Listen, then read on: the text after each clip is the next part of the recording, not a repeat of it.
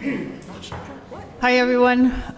It's 7:04 on Wednesday, June 18th, and I will call to order the meeting of the Essex Planning Board. We have a very full agenda, and we don't actually start the first public hearing until 7:15, so we're going to take care of some other business ahead of that. Just to review tonight's agenda so everyone's aware of what's going on. It's in the posted agenda, but from 7:15, we'll open a hearing on a special permit application. Recording in progress. Okay. This meeting's being recorded. As if that wasn't obvious. Just to review tonight's agenda, at 7:15, we'll be opening the public hearing for the special permit application for a mixed-use property at 44 Main Street, and we will have a presentation by the applicant, and then we will move into questions and comments from both planning board members and members of the public who have joined us. And at 8 or 8:15, depending on how that goes, we will either close that public hearing if we've heard all public comment. If we have not, we're going to need to continue that public hearing to our next meeting on Wednesday, July 2nd. We have other business to attend to, and that involves the OSRD project. We have a continued and still open public hearing on the special permit application for an OSRD for that project. That was opened May 21st, continued to June 4th, and then continued again to tonight. We have a couple tracks of work that we need to do on the OSRD project. One of them is the special permit. The other one is the preliminary subdivision plan review. That is due back to the applicant on Friday, the 20th of this week.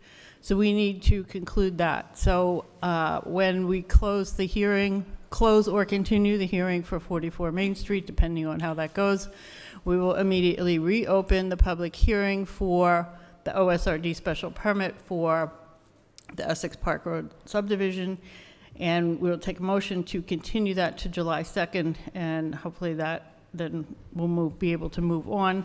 The remainder of our meeting from that point on will be involved with a planning board discussion, internal discussion, obviously here in the meeting, so you're welcome to stay and listen.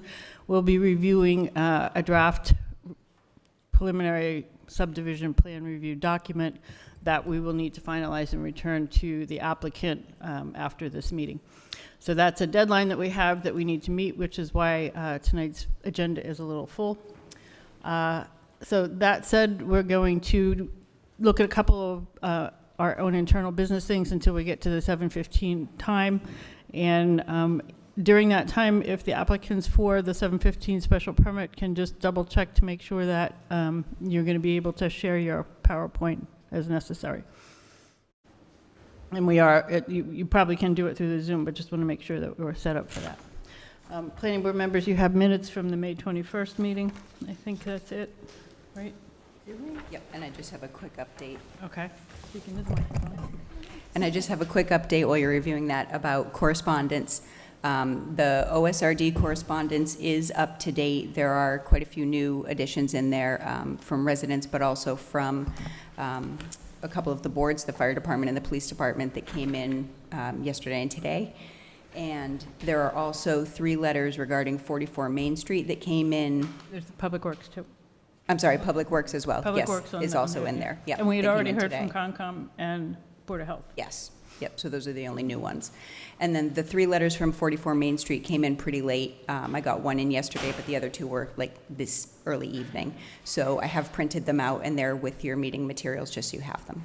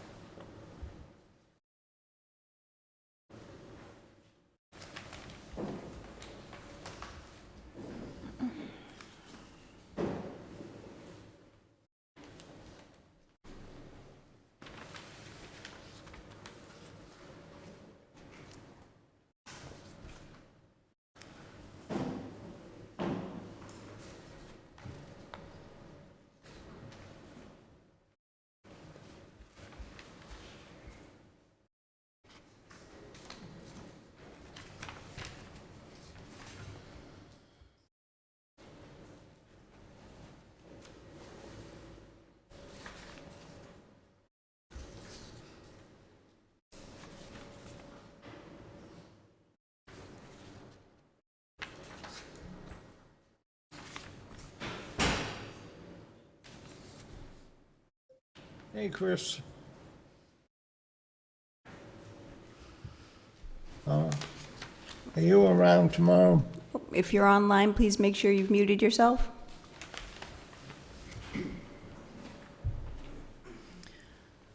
You guys set with minutes yet, or still reading? Take a motion to approve minutes? Motion to approve the minutes. Second? Second. Thank you. All those in favor? I Aye. abstain. Abstain also. Hmm? I abstain also. Right, okay. Thank you.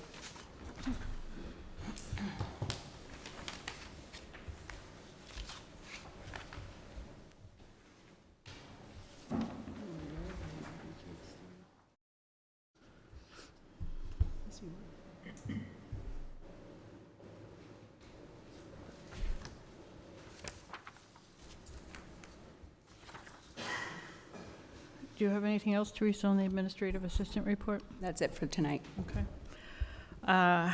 Board member committee updates, anything on that? Peter, Shelley, or anything on affordable housing, community preservation? We had a meeting last week, and just kind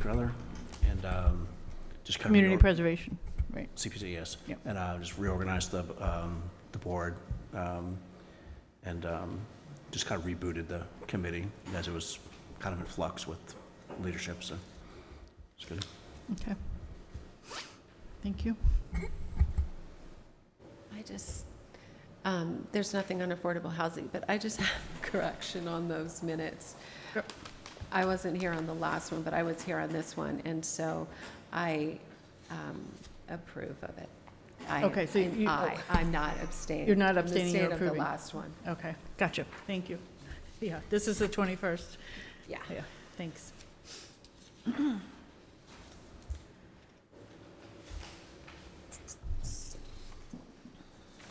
I had a report on open space. I'm sorry? The town was awarded the grant to do its update to its open space and recreation plan. Oh, okay.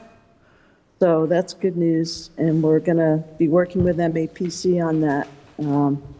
Just working out the final details on the contract, but that's recent news, so I thought I'd share that. Okay, thank you. Thanks, Val.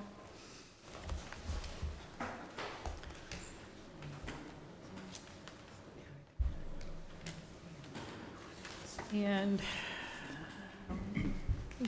that's it for everything. Just to review, after we do go through the public hearing on 44 Main Street, we're going to start that at 7:15, and we won't have the time to carry that past 8:15. So at 8:15, we're going to have to switch channels and move over to the review of the preliminary plan review document that I shared with you guys. And just to take a minute to just talk about that preliminary plan review, to keep in mind its very first sort of step, and it doesn't convey any approvals whatsoever.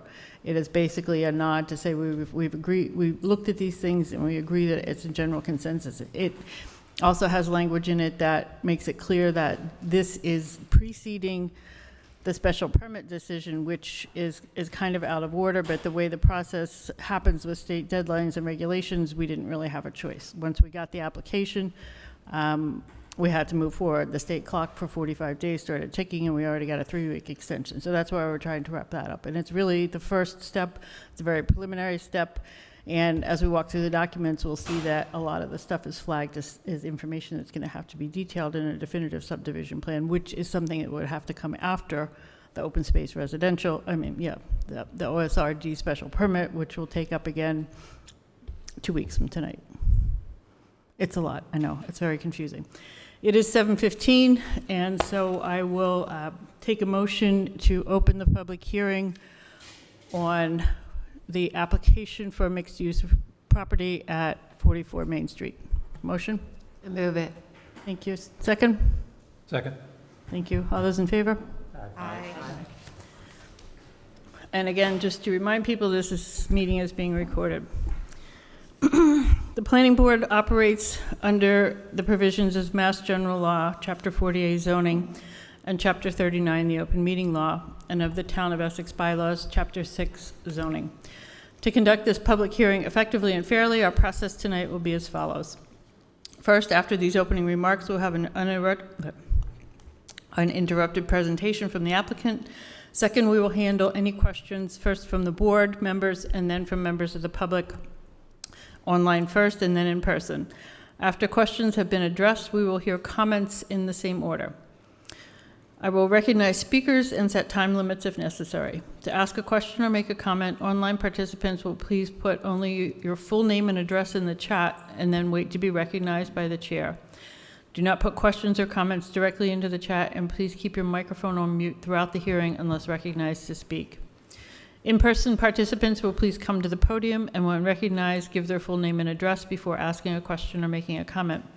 Please speak close to the microphone. 6 to 8 inches away is good. We ask that you confine your questions and comments to the project that is the subject of this hearing and to matters that are under the jurisdiction of this board. In addition, we ask that citizens inform themselves of the provisions of the laws under which we operate, particularly the Essex zoning bylaw. The zoning bylaw is available online at www.essexma.org, and hard copies can be provided if requested. Copies of the applicable Mass General laws may be searched online at malegislature.gov/laws/general laws. That said, oh, I'm sorry. Thank you. I'm used to staples. After comments from the public, the planning board members will be able to make final comments, and the hearing will then be closed or continued to July 2nd. If necessary, we will plan to wrap up this agenda by 8:15 to allow board sufficient time for other agenda items, as I discussed.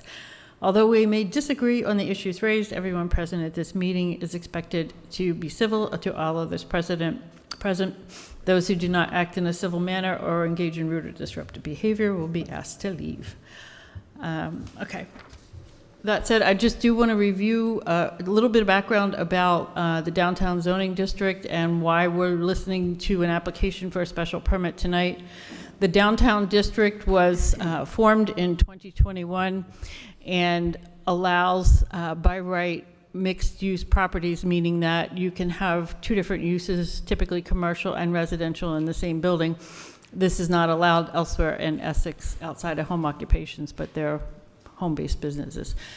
So we have an ability to have mixed-use buildings by right, but the bylaw does limit the combination of mixed-use commercial or business use with residential to having one commercial unit and up to 3 residential units by right. So any more than 3 residential units requires a special permit. So the reason that we're having this hearing tonight is because although mixed use is allowed, the application is proposing a building that has 6 residential units and therefore requires a special permit. So that's all in the zoning bylaw under the downtown district. So I will turn it over to the applicant to make their presentation. And I believe you're going to do PowerPoint through your Zoom. So you might need to stop sharing your Okay, screen. so I'm going to stop sharing my screen. Okay. And you should be able to share yours.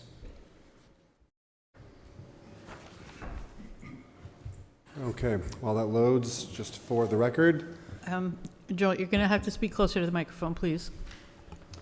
Or good evening. For the record, my name is Joel Favaza. I am an attorney at Seaside Legal Solutions with an address of 123 Main Street in Gloucester, Massachusetts. I am here tonight on behalf of Costello Construction and Remodeling. Sean and Roxanne, the principals, are here tonight. The owner of the property is Robert and Susan Coviello, and they are under agreement to sell the property to the Costellos upon successful permitting of this redevelopment. And so, as the chair noted, we are tonight asking for a special permit to permit a mixed-use structure that will have ground-level commercial use and 6 residential units above. And so again, because we are at 4 or more, we go past the by right mixed use and into the special permit territory. By way of brief background, again, as the chair stated, we are in the Essex Downtown Zoning District. This fronts on Main Street and Burnham Court. This structure we peg back to the 1880s. Big appreciation to the Historical Commission. They did a lot of digging, and we learned a lot of stuff about the property that we otherwise wouldn't have. It was existing mixed use. Main Street Antiques was run out of there, obviously. The assessors have at least one residential unit. There may be more than one residential, but there's at least one residential, so we are mixed use already, and there's an accessory structure in the rear. And as I mentioned, the Historical Commission did subject this property to a demolition delay, which we are in the process of currently. And so, again, the relief tonight is just for a special permit for 4 more residential dwelling units. Otherwise, we are not obviously seeking any sort of relief from the requirements of the zoning bylaw of Essex. We are not going to be, prior to this meeting or after this meeting, needing to go to the zoning board. This project meets all of the applicable height requirements, setbacks, parking, etc. Is a fully conforming building. And so it really is just about the use tonight. I will say that if we are able to get the special permit and this moves forward, you will have us return for site plan review and approval, just because there is obviously modification to parking lots, but we were advised to do one step at a time, see how the special permit goes first, and then if successful, come back for the site plan review. I always like to include a full set of plans. I'm going to just skip down through these. These are what you have in your packet. If anyone on the board ever needs me to return to these to address a question, I'm happy to do so, but I just want to just flip through really quickly. And actually, I think I will pause on this one to just kind of give you an idea of the site. As I'm sure you know, and although not before you, there was a previous iteration of this redevelopment plan. And in that, in a permitting attempt on that project, we got some feedback from neighbors and other concerned people in the town. And one of the highlights, I think, of this proposal that was not present on a previous iteration is this is working more with the grades of the site. And what we're actually doing is, as you can see, I'm going to use left and top for ease of use instead of north and west. But so the top left corner, this is the ground level site plan. If the top left corner shows the commercial unit, takes up the entirety of the first floor, and then behind that commercial unit is ground level parking. So again, previously there was underground parking in a previous iteration, and one of the things we've done here is to work with the grades more so that there isn't so much site disturbance to get the requisite parking in. The parking spaces have been pushed the necessary distances from Burnham Court and Main Street. The access widths are adequate per the layout standards of the bylaw. And so, and then the way to, again, try and conserve some open space on this property is rather than having the parking lot either dig down into the ground and require a lot of site work, or B, just be an open air parking lot kind of hanging out next to the building, instead, the plan is, wait for the architecturals, to take the building and kind of place it on top of that commercial unit and the ground level parking. So again, this is more the architectural plan showing that, again, you can see the outline. I'll actually grab my little, forgive, but I'm sure it'll be a shaky hand. But so the building, when you get to the second floor, this is so sloppy, guys, I'm so sorry, is going to come like this around. And what that does, obviously, a much nicer view on the architecture plan. What that does is, again, allow the parking lot to sit underneath the second floor and behind the commercial unit, so it's not just sitting out there, one, taking up open space, and two, looking like a mall, right? You don't want the Best Buy parking lot sitting on Main Street in Essex. This tucks the parking lot underneath the building and behind the commercial unit.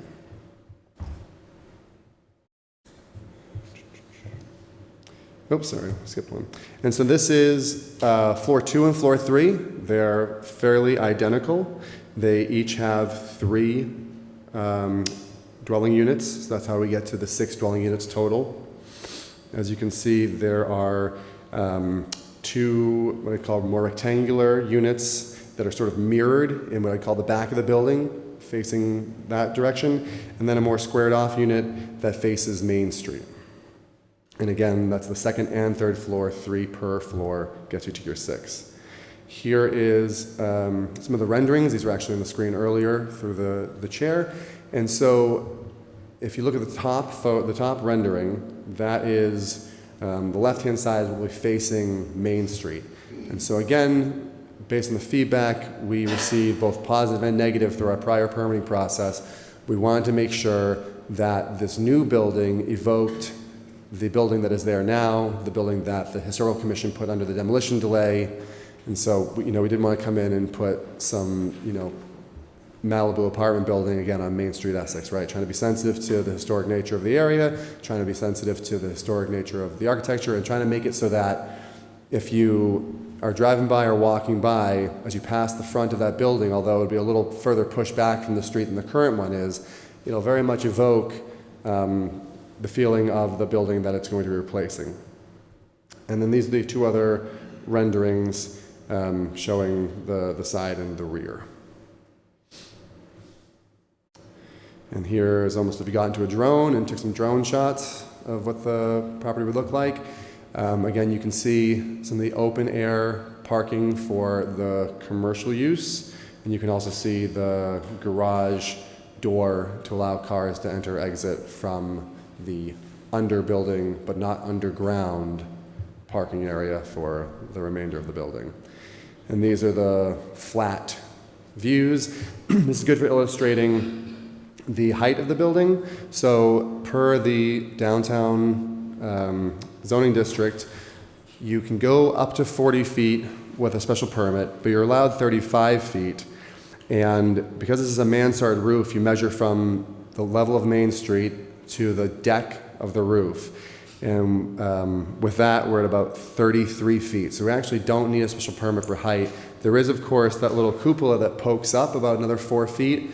But again, based on the way in which building height is defined in the bylaw, that little cupola does not set the maximum height. It would be, again, the deck, the roof deck of that mansard roof, which again is under the 35 by right. So we don't even need a special permit on height, even though your bylaw proposes that if you want to go all the way to 40, you can with a special permit. We're keeping it under the 35, that is the by right height. For those of you, I can't imagine any of you would have this problem, but for those of you who need help locating the site within the town, this is an aerial map. And then this is a street view picture of the existing building. And again, although this building is a little narrower in width, you can see that the proposed design we've submitted tonight has been designed to kind of honor the look of this building and try and make it so that, again, someone driving or walking past the new building doesn't do a double take and go, whoa, what the heck is this crazy looking, modern brutalist architecture on Main Street. It's like, oh, what a really nice new building that looks like the old one. This shows you the length of the building along the existing building on Burnham Court. And so again, even in that regard, the new building takes a very similar shape. It's up against Main Street and then kind of sneaks its way down Burnham Court to get some depth. And this is from further down Burnham Court. You can see the accessory building. Oh, it hasn't switched on your end yet. There we go. That's further down Burnham Court, and you can see the accessory building that's currently behind the existing principal building. And I'll just flip through these next ones kind of quickly. And so, apologies in advance. I am a lawyer. I do have to get some legalese on the records so that you have what you need in the record to hopefully make a positive finding. And so I'm just going to as quickly as I can, go through the special permit criteria to make sure that we have at least a brief discussion on that. And so one of the overarching findings that you need to make is that any adverse effects of this proposed use will not outweigh the beneficial impact of the town in view of the characteristics of the site and the proposal in relation to the site. And so again, we're taking a very tired, worn down building that is mixed use in nature, and we are replacing it with a modern code compliant, safer building that is still mixed use in nature and still architecturally evokes the theme of the building it is replacing. There's some additional criteria that you have to go through.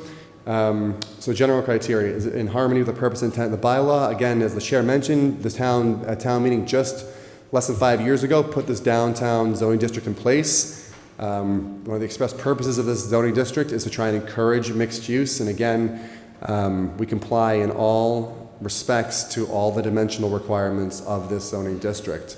Can't adversely affect the neighborhood. Again, we're in a mixed commercial and residential neighborhood. We're on the main strip of Main Street. And we are making sure, again, that we have sufficient parking. We're making sure that we're sufficiently set back. We're making sure, that the parking itself is shielded by making it the under building but not underground parking. Is the specific site appropriate? Well, we think the lot easily accommodates proposed use. It's a fairly large lot. It has good vehicular access. And again, is in a mixed use capacity as it is. Adequate facilities. The property is connected to water, sewer, electric, etc. And although it will require an increase in sewer capacity, it is requiring, under this proposal, such a small amount of additional sewer that the Board of Public Works can grant that permit. It doesn't have to go to town meeting for a major upgrade like a previous iteration did. And then you have to ensure your preservation of scenic view sheds for public use. Again, this is one of those things where we're really trying hard to make sure that this new building fits in as the old building did. And a lot of work has gone into making sure that its orientation on the lot and its architectural language achieves that goal. So then we have to worry about infrastructure and services. Can't have any nuisances or serious hazards. Again, we have compliant access, adequate parking. We're going to comply with the dark sky requirement that I'm sure you're going to want. And then make sure there's adequate public sewage and water facilities, like we just talked about. Water and sewer are available, and the increase needed to bring on the additional units is available from the Board of Public Works. And then making sure you have reasonable access to other utilities. Again, we're on Main Street, right? We have got infrastructure at the doorstep that can be used. Environmental considerations. So this property is long and does go down toward a wetland resource area. However, everything we're doing is not only outside the wetland, it's also outside the buffer to the wetland. And in addition to, again, trying to keep this looking familiar, the added benefit is by keeping it up at the street, up at Main Street, you also keep it as far away from the environmentally sensitive portions of the site at the same time. Excuse me, guys. And then you have to consider vulnerability to flooding. Again, as I'm sure you've noticed from the site plans or from your personal experiences near that lot, the lot climbs up from the marsh toward Main Street. So again, third benefit of keeping this building up near the street is that we are further away from any floodplains, both the floodplain elevations that have been set forth today and any likely floodplain increases that may be promulgated in the future. You also have to consider some fiscal considerations. So what's the proposed fiscal economic impact on town services, including on town services, infrastructure, etc. We're arguing the proposed use is an overall benefit. First off, we're taking a dilapidated structure and rehabilitating it. It's going to increase the number of residence units on site.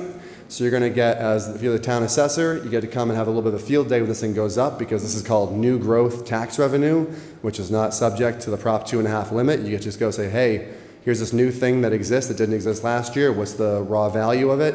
And you get to tax the ratepayer for that. Obviously, to the degree it's going to use municipal infrastructure, water, sewer, et cetera, they'll be ratepayers.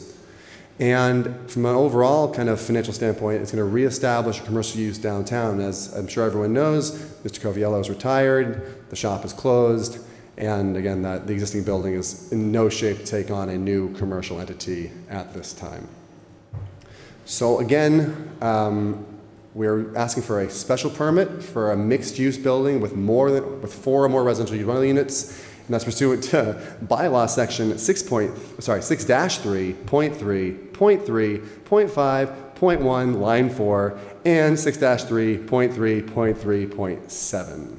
I have the architect of record and I have the engineer of record with me tonight. They can answer any technical questions you have, and then I also have the owners with me tonight. But I think you've heard enough out of me for now. I will just end with thank you to you all, and if you have any immediate questions, I can answer that. But otherwise, I'm all set. That's kind of neat. Thank you for that presentation. That was thorough. First, we're going to open the floor up to planning board members if you have questions for the applicant about the proposal that was provided. So I have a question. Shelley Bradbury. The first proposal was open to 55 and older residents, right? And this one is not anymore? These are not restricted units. They'll be sold off as individual ownership, but there'll be no age restriction for who purchases these units. I was just wondering why. I was curious. Sure. So the previous restriction that the applicants were willing to take, there was a lot more density to the previous project, and so now because it's been scaled down, they really can't afford to limit the market of potential buyers. As everyone knows, Essex is a very attractive place for, families, people looking to get into the school district, that sort of thing. And so, because we've gone from such a reduction in unit count, we can't limit the market of potential buyers. Everyone? I have a question, Ariel Brain, Planning Board. In your presentation, you said you were rehabilitating a dilapidated structure. But I think just to be clear, you're demoing the existing structure and you're building brand new, right? Yes, and I'm sorry if that was unclear. Yes, the existing structure is too close. So even if you want, ignoring the construction pitfalls of trying to rehabilitate that building, which we discussed with the Historical Commission, it would put us in violation of the setback requirements. So to again, make sure this is a compliant building that meets all of the downtown zoning bylaw requirements, it has to get pushed back. When I say rehabilitating, again, the idea being that this is not going to be something that is wholly dissimilar to what is there now, kind of a rebirth of the building that's there. Planning board members? Can I just take a look at that? Are those more official documents? Is that, These are the site plans. We didn't get an electronic version of this. We just have a hard copy of the site plans, so I guess I just have a question about on your schematic site plan, there seems to be an opening towards the backyard. I'll bring it up. Hold on one moment. Sure. Please.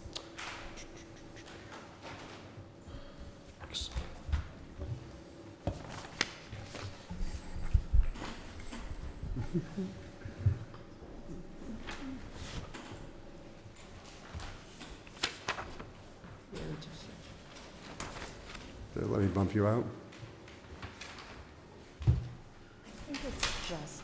Is there a way to get my screen share back up on the projector? do you have those electronically? It's shared on the Zoom right now, so it's probably just trying to Oh, okay. catch up.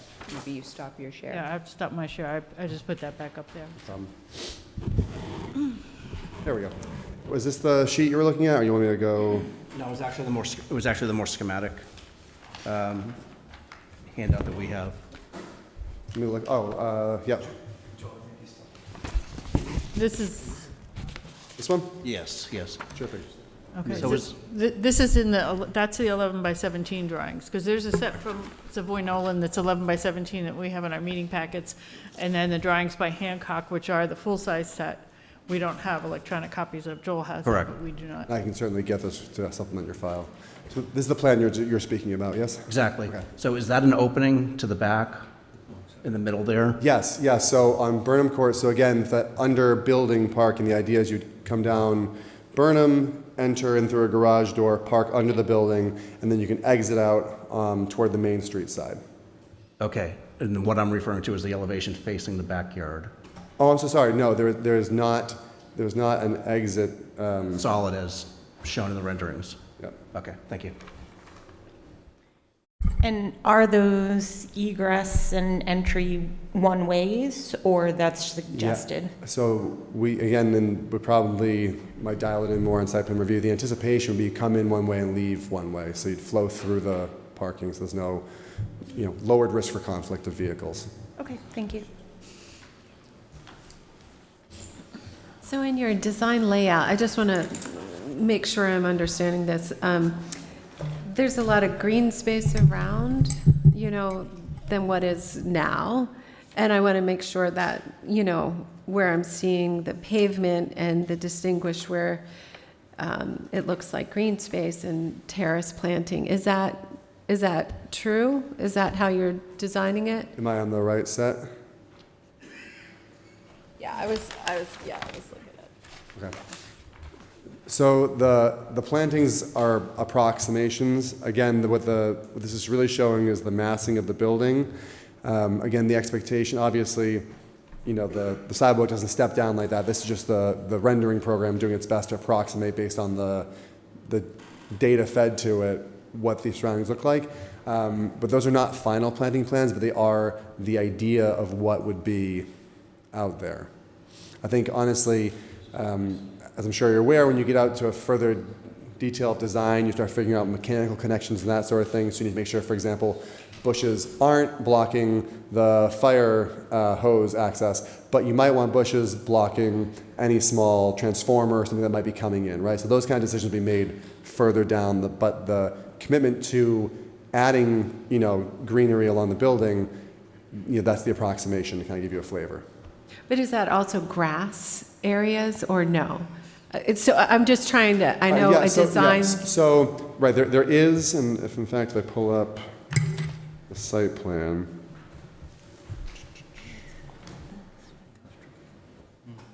Sorry about that, guys. Can I zoom in? So certainly we do have, you know, this area between, you know, I'm kind of scribbling in red. We have this area between the building and Main Street, and that certainly could be vegetated with lawn or some low plantings, that sort of thing. As you can see, we have here the proposed walkway connecting to the sidewalk, proposed walkway going to the main entrance of the commercial unit, and a proposed walkway also heading back in to the parking area, elevator area, stairwell, etc. So certainly, again, I'll use green. This area in here, you know, could be maintained as lawn or plantings, and that would be, you know, no problem on our end. Honestly, don't know what you do otherwise, right? No, I was just curious because of 6 units and possible kids there, and if there was any green space just for that area. So that's what I was just. Okay.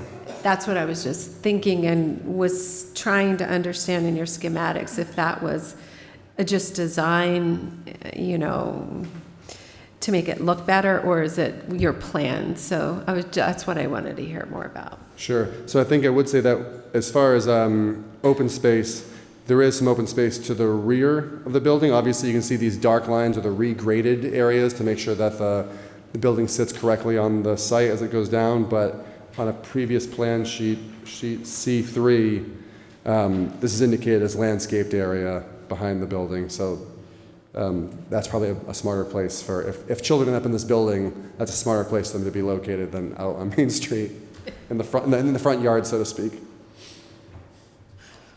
Along those lines, the whole back half of the site has obviously no building on it. So is the landscape area that entire back half of the site, or is it just sort of an area around the building, or is that not? Yeah, so it's undefined right now. Okay. My guess is that because we can see from this line right here, this is the limit of the 200-foot riverfront area. And so we are not planning to go to the Conservation Commission on this application. So nothing we're doing to the site should be expected to go past that line at this point, because if we go past that line toward the rear, we're in Concom territory. And so my guess is landscaping will stop somewhere in that vicinity. As far as any new installations, whatever else is out there will be maintained as is for the time being. What about the existing barn structure at the back of the site? Yeah, so I think the plan for now is to leave that where it is. Again, we're just trying to get everything that is, you know, we're just trying to stay out of Conservation Commission jurisdiction to eliminate one more permitting hurdle for this building, which, you know, does not require any of that land back there. But the purchase of the property includes that lower barn? Yes, yeah, the purchase will be for the entire lot as shown. Will at least be cleaned up down there? Junk piles will be removed. Thank you. Yeah.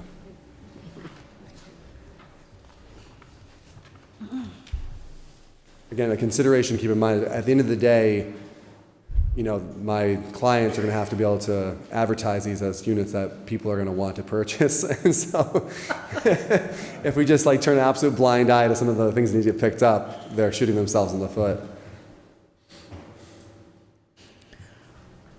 Planning board members, do you have other questions? We'll circle back after public questions too, so go ahead, I just Simone. have one question. The commercial space, will that be a for purchase space also, or will that be part of a condominium rental? I mean, how will that? If you hold on 1 second, I'm going to ask my client. I actually don't know the answer. I'm embarrassed.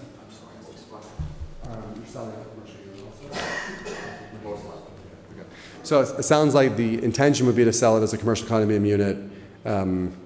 If they have to rent it to a commercial tenant, they could do that also. But the plan would be to hopefully dispose of all 6 residential and 1 commercial to independent buyers.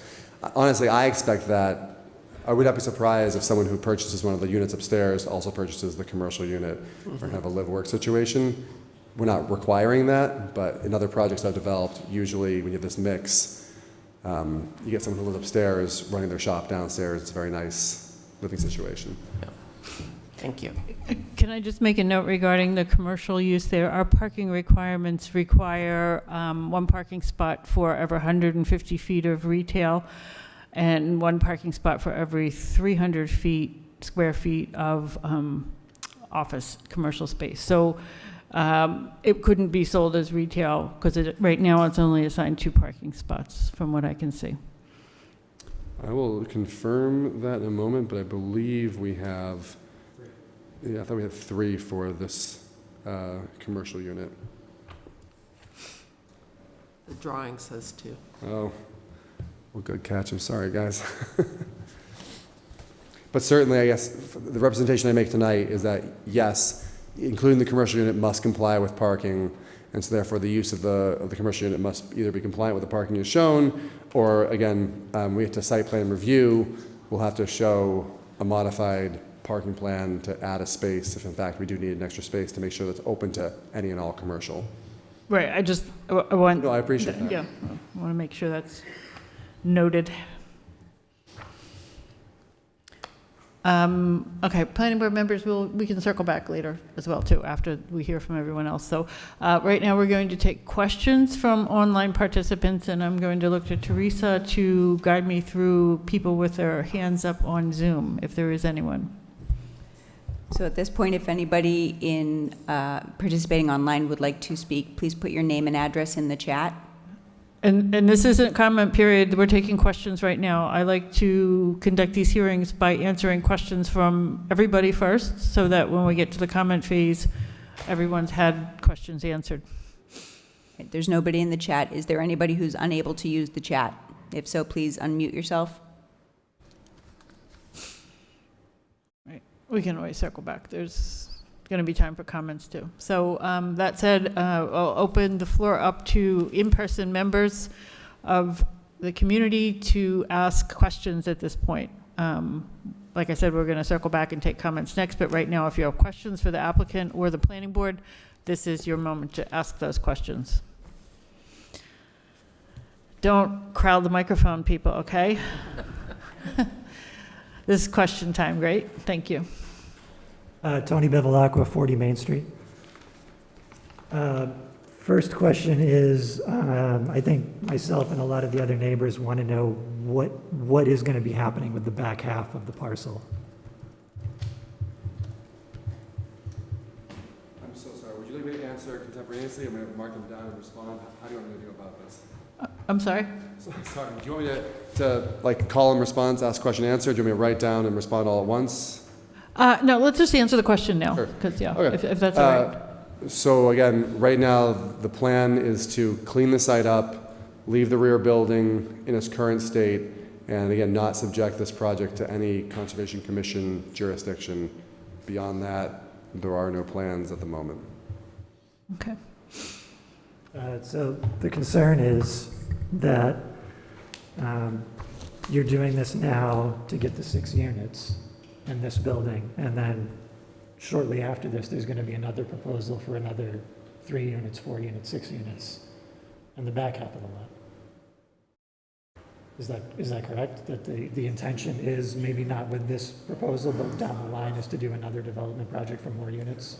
Yeah, so right now, again, we got stung pretty bad at town meeting. We are trying to salvage this deal, and so when I say there are no plans for the back of that lot, there are no plans for the back of that lot. What I can say to address these concerns is that because this building we're asking for tonight will be, if it's approved, be approved under special permit and then site plan review, there'll be no,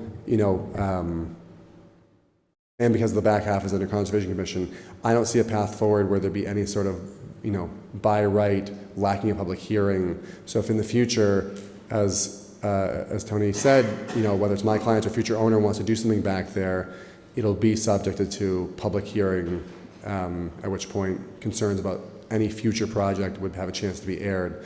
But as I stand here tonight, again, we got a pretty rude awakening at town meeting, and we're just trying to salvage this deal, help the Coviellos out, get this thing closed. And so we're just proposing the one building right now, and we just have nothing else in the back. At this point, you don't have the sewer capacity that you came to town meeting to ask for additional sewer capacity to support the 16 units. And the sewer capacity that you can purchase from the DPW now is 1,000 gallons with the addition, added to the capacity that the parcel has right now, which is 550 gallons, is what's going to give you the ability to build the 6 two-bedroom units and the 1 commercial space. And there's not capacity in the sewer system for any more than that. And a new parcel wouldn't be, you couldn't subdivide it for a new parcel and get sewage flow there. I'm sorry, I'm going to recognize Wesley Burnham because he knows both about sewer and bylaws. Just want to clarify. Leave the meeting for that, please. Wesley Burnham, 22 County Road, DPW Commissioner. They won't be able to do an additional building because we only allow a single building to tie in. So unless he grew the building attached to it, that's a remote possibility, but as far as a second building further down, we wouldn't allow it. It's not allowed under our current. But they've also maxed out the sewer capacity they can have without a town meeting vote, Without correct? a town meeting vote, well, we haven't yet, but we know it's coming. Right. Okay, we're expecting to give them the maximum amount that they're allowed without the town meeting. Right, but that maximum amount allowed is what's going to give them the ability to put 6 units in here, and there isn't any excess capacity after that that would allow them to add on to this. Not for this lot, no. Correct, yep.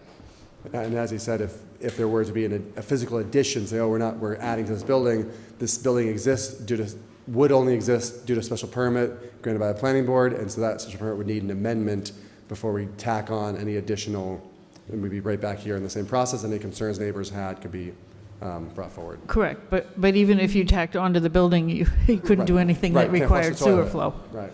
Okay, so related to that, again, this is a question for the planning board.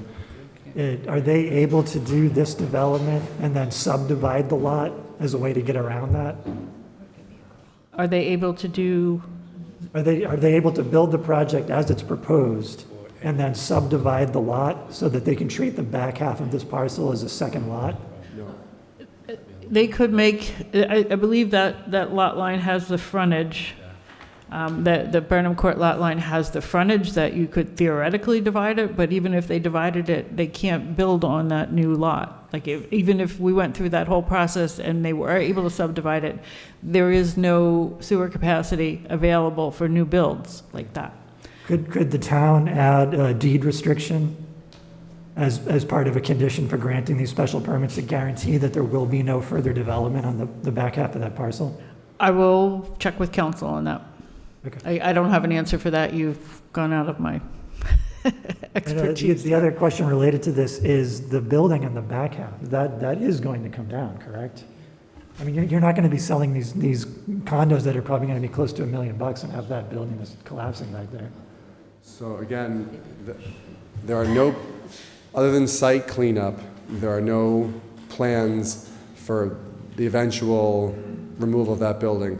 I agree with what Tony said. Obviously, that building is not going to be there forever, but we are trying to get through this process without being subjected to Conservation Commission permitting.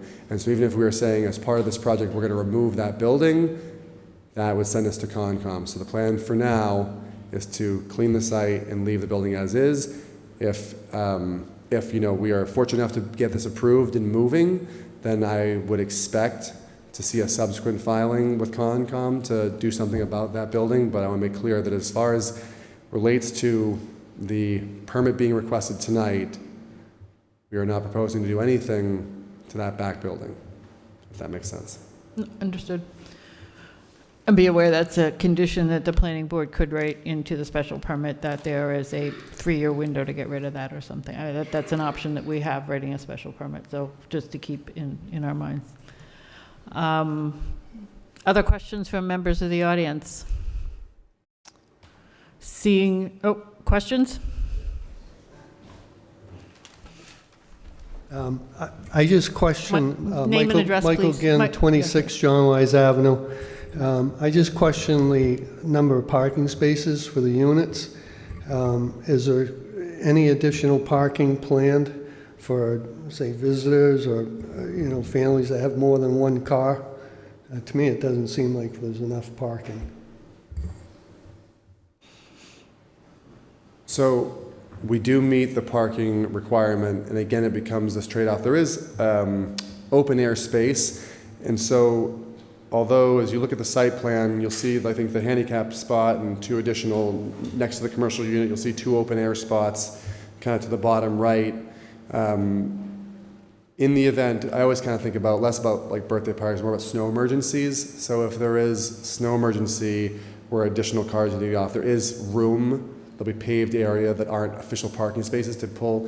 And so, right, if there's a special event or something happening, that there will be some availability to add a few additional cars. But as far as striped spaces that you can get in and out of without anyone else having to move, what's shown is what's being proposed. And again, what we're trying to avoid, based on a lot of feedback we got from the last design, was 1, going down and doing underground parking, and 2, creating an external field of parking. I think the bylaws, if you look at it, the bylaws discourage a bunch of unscreened open air parking also.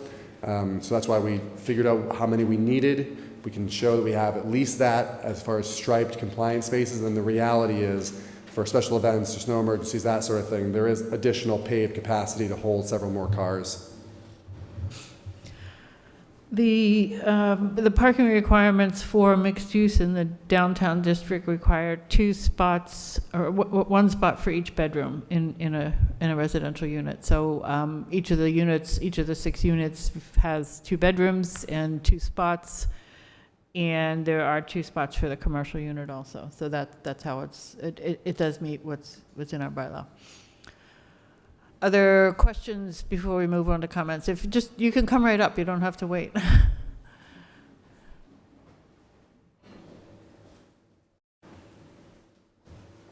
Madeline Evans, 10 Sergeant East Road.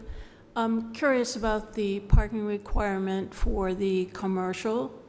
How is that going to be handled? I understand that the formula requires, 4 spaces? 4 spaces for retail, 2 spaces for office. Okay. So what is the nature of the retail that will be there, and how do you control that? I know there are many, many issues in town about parking where there's food-related businesses. Where are people going to pull up? If that's a retail business, are they going to pull up on It can't Main be a Street? retail if they don't have the parking for it. So it won't be able to be used as retail with only 2 spots. It would have to necessarily, and that can be written into the special permit, that it would necessarily have to be just office space.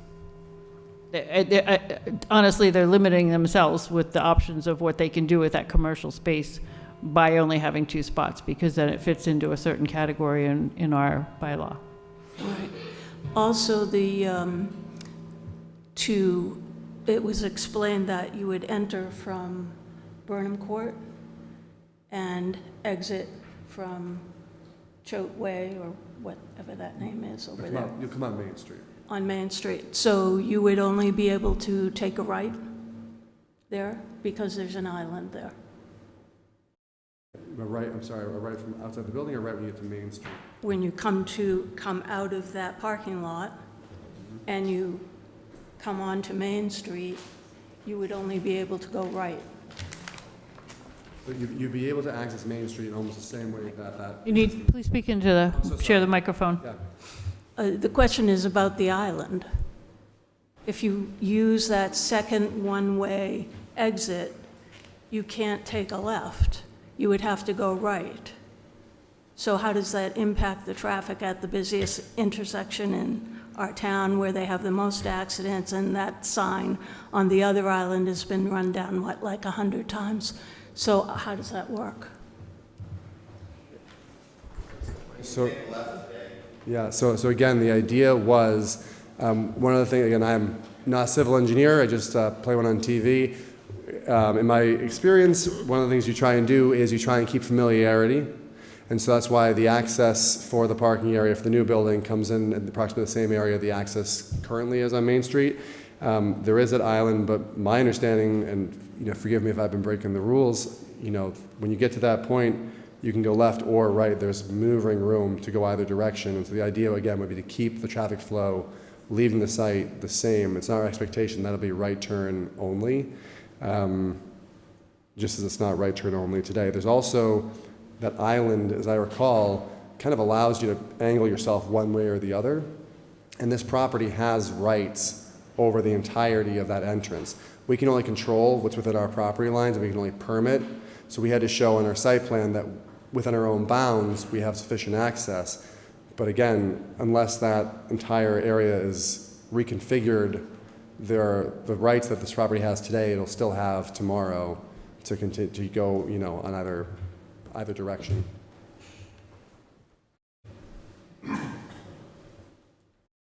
It's Mike Roy, 46 Main Street. I go in and out of that driveway right and left, so the left isn't a problem. You're going to take your time. You might get run over, but I haven't yet. But I also had a gentleman's agreement with Bob when I moved in 25 years ago that I was able to access the back of the parking lot from the end of my driveway.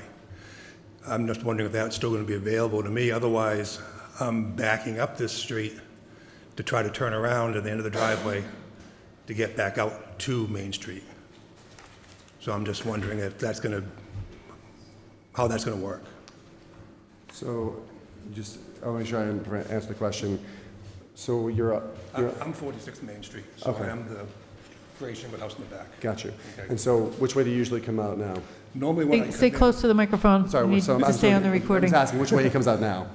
Normally, when I come into the property, I actually go into Bob's parking lot, turn around at the end of my driveway, so I'm facing out. If I'm not able to do that, I gotta pull into my driveway, and I gotta back out of my driveway, and I'm backing onto Main Street, which doesn't seem like a great idea to me.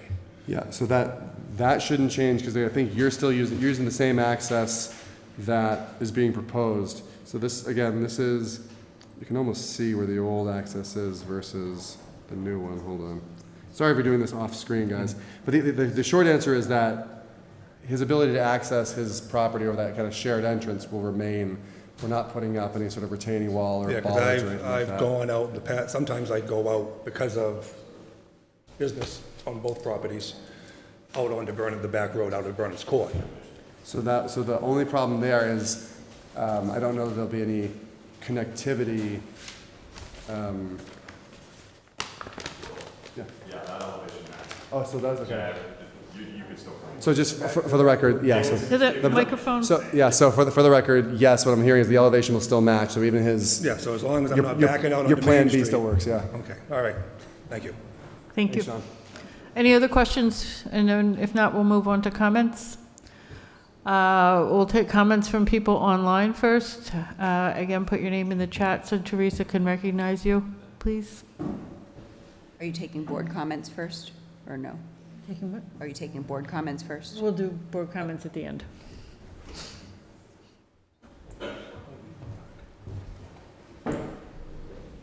I don't see anyone in the chat.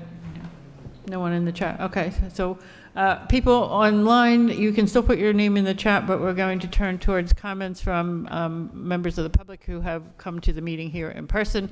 Come to the microphone, state your name and address, and let us know your thoughts.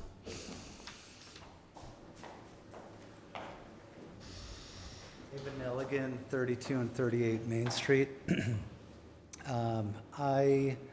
Looking at this property, I've been away for the Can you winter. stay a little closer to the microphone just so we get you on? Okay. Anyway, I'm back in town. I was away for the winter. But looking at this building and the mansard roof, this town is really a town built on gabled roofs. The architecture, to me, is completely unfitting for the town. It reminds me of a building in Ipswich where the brewery is on County Road, very close to the road, to max out square footage. The mansard roof enables the third floor to be utilized so it looks to me like it's a maximization of this lot space. And on Pine Street in Manchester, they have townhouses. I think it's 23 or 27, but individual townhouses with adequate parking. But this, it seems to me the idea here is overstepping the space. And I think the mansard roof, which Coviela's building had, was a later addition. Originally, that was a gabled roof building, and the architect has taken that, but that style of architecture is not typical of this town. And the mass of the space, to me, seems very inappropriate. And I just wanted to voice my opinion about, I would see different ideas, maybe townhouses or a commercial building with offices upstairs, but it just seems to me that the space is way maxed out for what this purchaser is planning to do with it.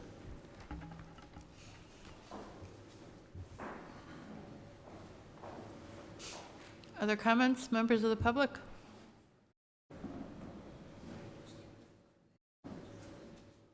Tony Bevilacqua, 40 Main Street.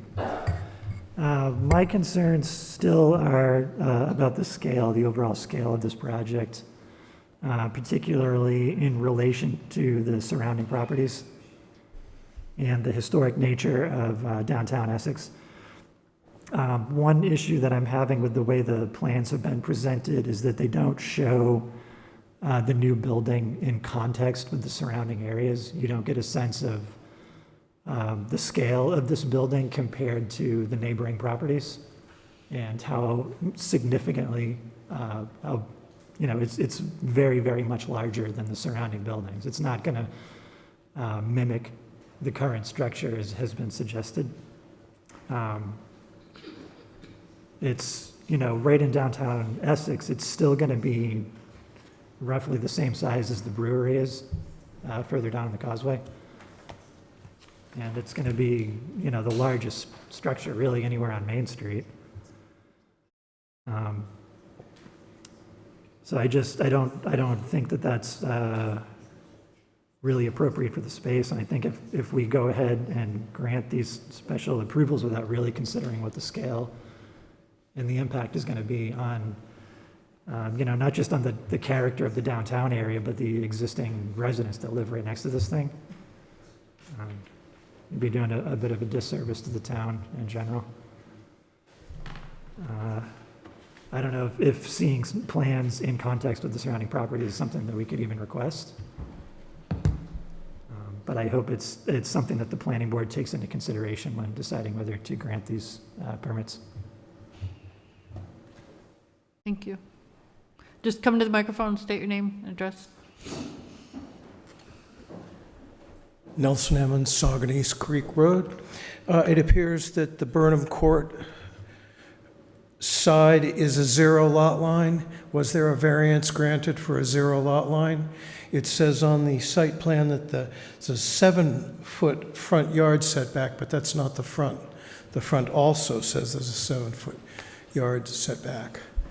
So for a building that faces two streets, front setback is considered at both of those streets, and frankly, for mixed use, the side yard setback is 6 feet, so that wouldn't change anything. But there's no indication of what the setback is here.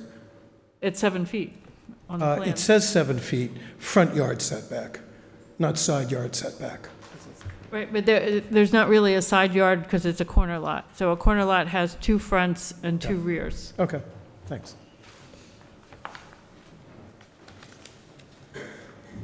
Any other comments, please? Donna Roy, 46 Main Street. So my comment would be, I don't think of myself as a selfish person, but in this case, I'm going to speak right up. 46, we butt right up against what this project is going to bring. My concern would be the impact of our little corner neighborhood. I don't know that the incoming cars in and out, even though we're talking about what time of day that they'll be leaving or coming back, you can't dictate that.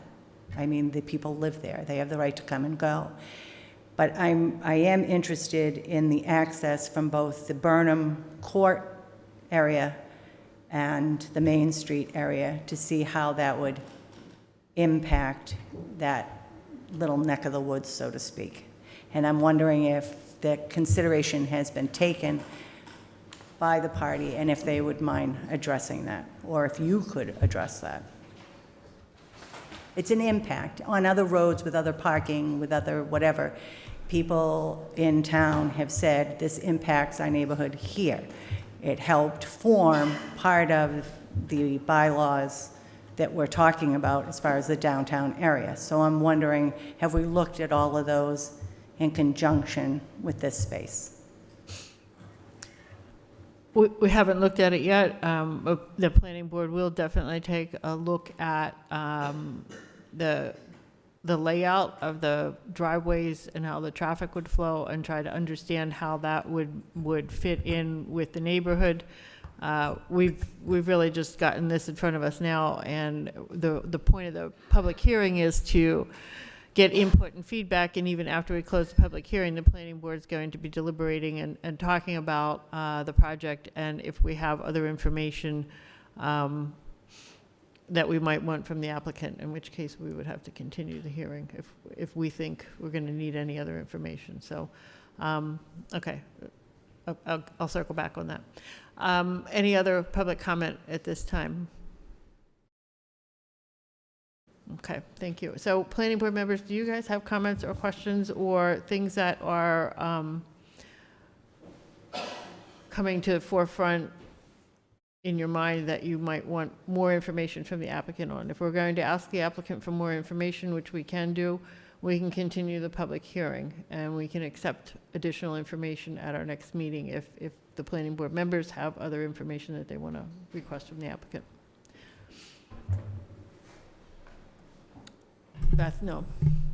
Kim. I can recuse myself now, though, right? Okay, right.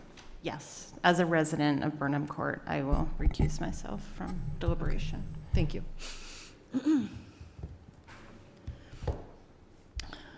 Well, I do think traffic is a big impact to consider, and I feel like we need more information on that. Okay, so let's do this. It is nearly 8:15, and we do have to move to our next thing. So what we're going to do is I will take a motion to continue this hearing. We will open it up again on the 2nd after we open up the OSRD one to talk about this more and try and get, and in the meantime, I can do some talking with both building inspector and town council to understand what else would make sense to request here, and Val will certainly have input for us on that as well.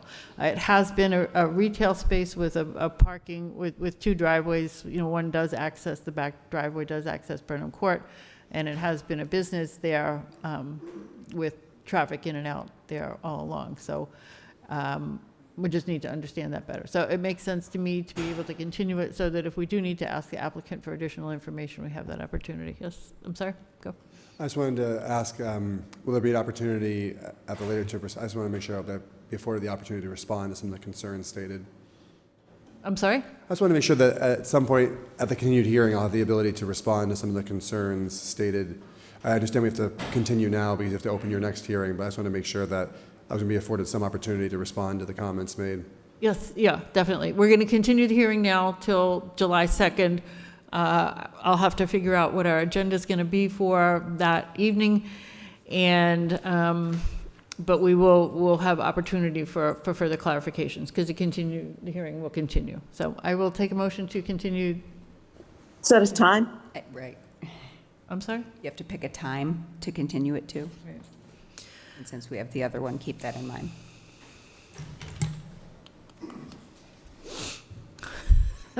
Are you able to continue this, open the next one, continue it, and then resume this hearing this evening?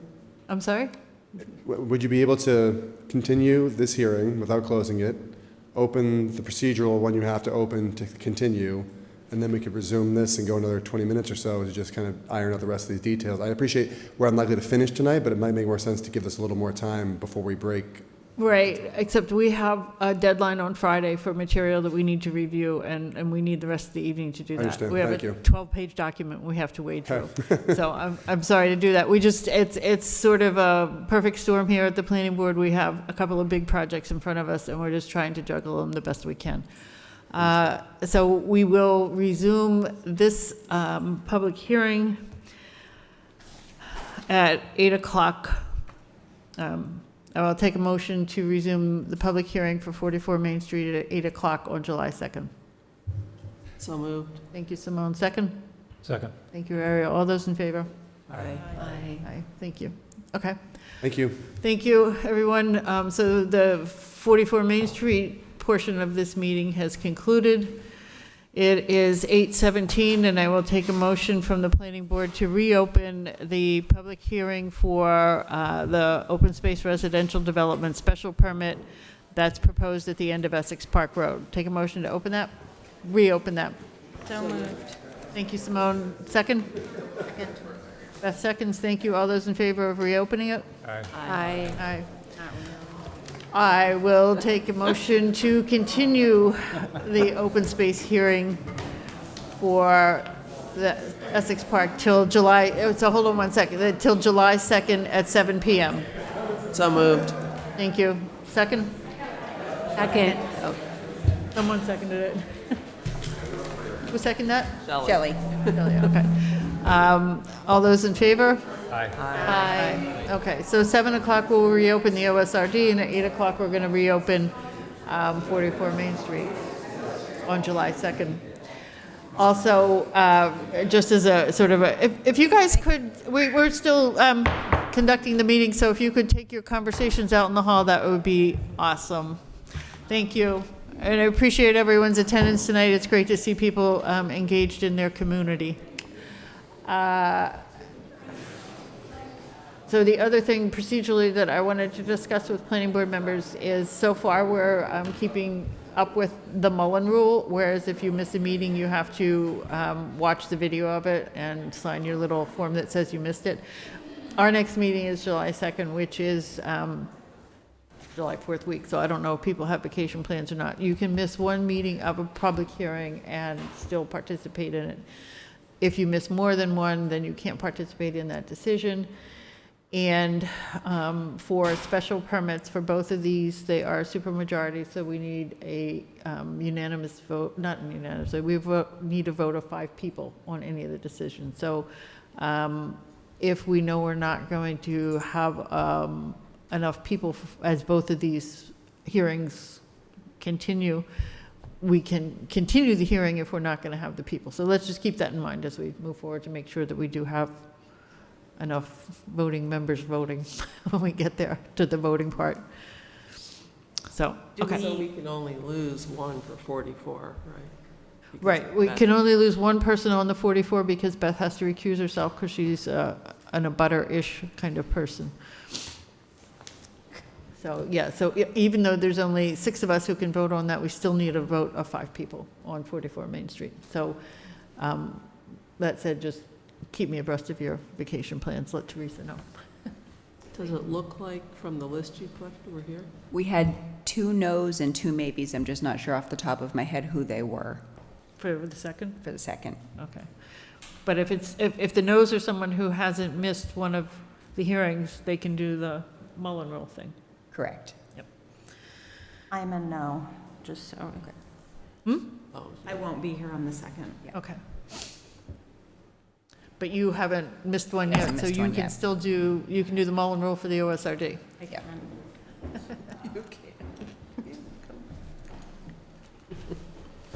So that said, we are going to move into the portion of the meeting where we're going to wade through that document that I circulated, and you either have copies from that or you printed your own copies ahead of time. And again, to reiterate this decision, it's not a real decision so much as just a review of the preliminary subdivision plan. The document that, the document that I sent around tried to make clear in the opening portions that, in fact, we need to almost take this out of order with open space special permit. So this document is based on the premise that the open space residential development for 36 lots would be approved, but that's certainly not a given at this point. But we have no other way to complete this review. And because the application was submitted and the 45-day limit plus 2 extensions giving us an additional 3 weeks has already been granted, we're kind of at our time limit now. The deadline is the 21st, so we need to have the final version written up by the 20th. So what we're going to do is walk through this and talk about any concerns that planning board members have with what is prepared as the draft, and we can make changes sort of on the fly here this evening if we need to. And then we'll be able to, hopefully at the end of the evening, make a vote on it so we can conclude this. That said, the most, not complicated, but the one decision point in this process that we do need to feel comfortable with and talk about, and I'm happy to answer questions about any of it, is the applicant has requested a waiver from the 1,200-foot dead-end road limitation. And the background there is that our rules and regulations relative to subdivision control do stipulate a 1,200-foot dead end. They do not provide a definition of a dead end and do not clarify whether the dead end is for everyone or just for public safety. So there's a little ambiguity there. So to be clear, the applicant has requested a waiver, and the waiver is for Road A, which is shown on the plans at 1,500 feet long measured from Western Avenue. So it's 300 feet longer than is allowed, but they're asking for a waiver for that. And the justification there is that there is an emergency access road that is immediately at the end of Road A and accesses the easement over to Turtleback Road. And we did get feedback. Do we have that? Yeah, I'm trying to access it right now. Okay. We did get feedback from both the fire chief and the police chief that they are comfortable with the emergency access road that's shown on the plans, and that would provide ample access for them to be able to service those areas. So they have no qualms about us granting that waiver. And we have that in writing? We do have that in writing, Do yes. you want me to read it because there's other, or do you want to read it in?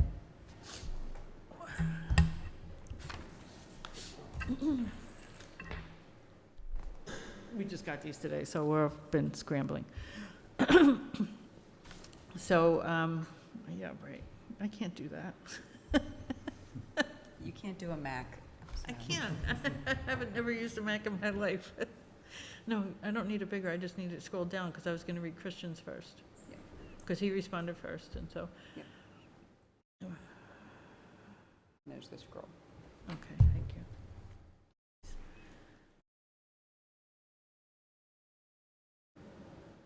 you.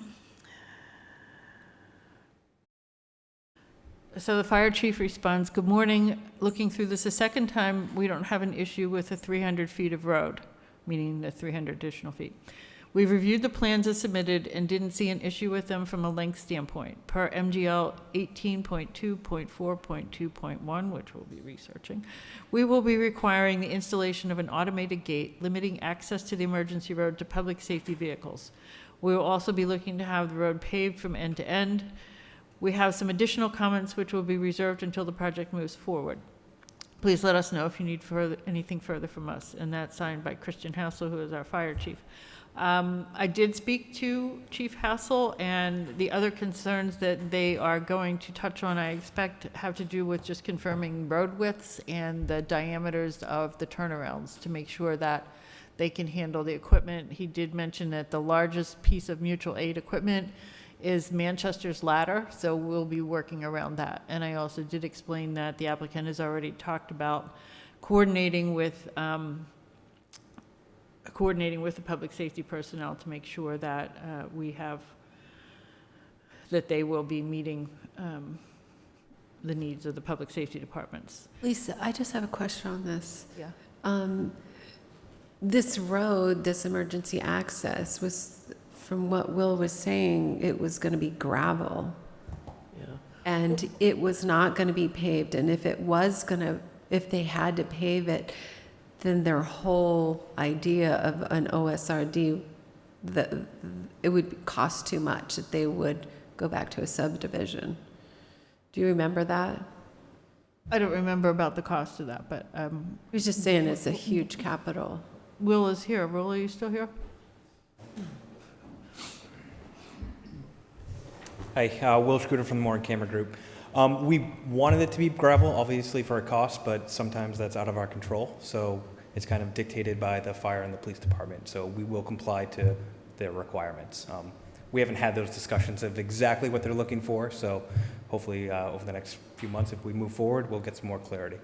But so since that road has to be paved, then it'll still be under an OSRD? We're still pursuing the special That. permit for the OSRD at this point, correct? Okay. And Thanks, Will. I'd be curious if that statement was intentional, right? Or if they were just perhaps not aware that it was intended to be a gravel access at that point. I mean, obviously you won't know, but Yeah, I think we would, I when think they I- discuss it with them. I think it's intentional. I mean, That they want it paved no matter what.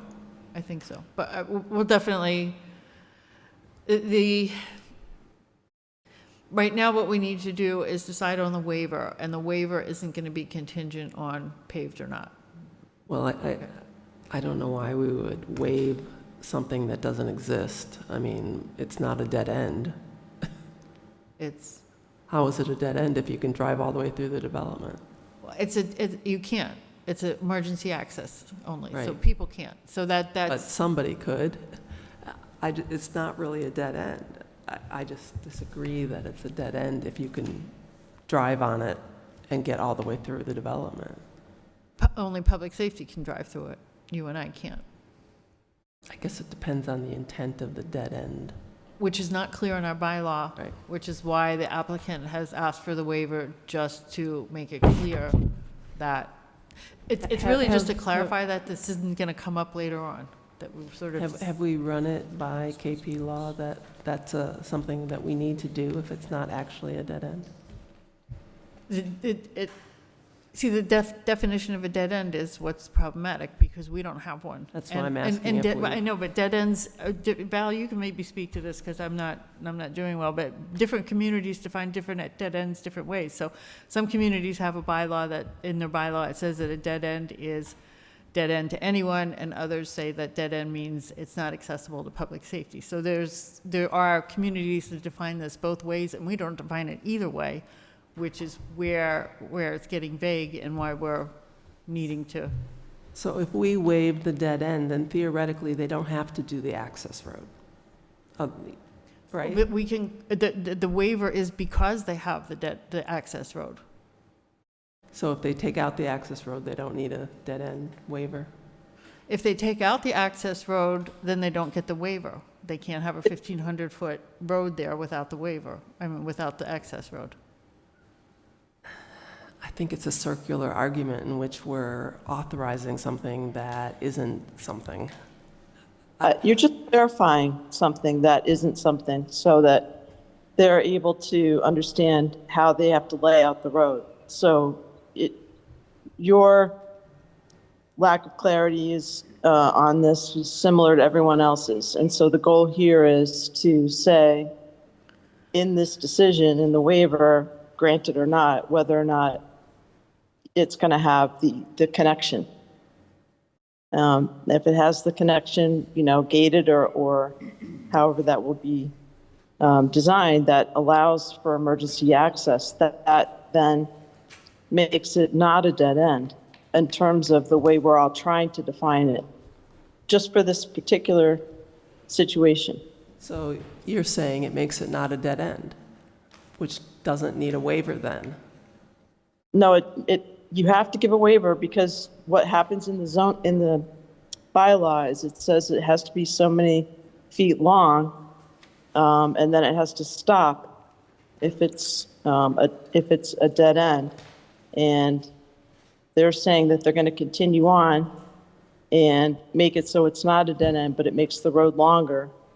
So it's really, like you said, it's a matter of pushing straws in one direction or another, but we need to resolve in this particular case by granting a waiver in order to say that it's long and the road can be that long. So Val, what if the waiver is not granted? Do they have to find another access point, or how does that work? Well, I don't know if there is another access point, but the part of the issue is they do have an access point there. And I think what the discussion is becoming is whether or not you want to require them to then not have an emergency egress and then have a shorter road, fewer lots. But it's a benefit to both communities to have both of the residential communities to have a way out if there's a fire. So you got to look at this from a public safety perspective, which is why you have the rules and regulations in the first place. All of this is about public safety. Right. What I don't understand is that the gas line is there and the gas company uses that access road already. And so it's already sort of a road. And I don't know why there needs to be a waiver then. There's a waiver. Already there. The road's already there. What we're trying to say is that we're waiving the requirement, the limitation of a 1,200-foot dead-end road because they're providing an emergency access road at the end of a 1,500-foot dead-end road. And that's got to be part of the subdivision. It's got to be developed to our public safety standards. It does not, the gas line easement is for their utility trucks. It does not meet it for a fire engine. So they need to do that. I guess what I'm saying is if we waive the dead end requirement and then they are no longer required to include the access road. No, let's look at it another way. If the road is 1,500 feet long, they have frontage on it for that extra 300 feet that grants them some additional residential lots, which is what they're asking you for. And they're still going to have the emergency access, I think. So you're going to have fewer lots.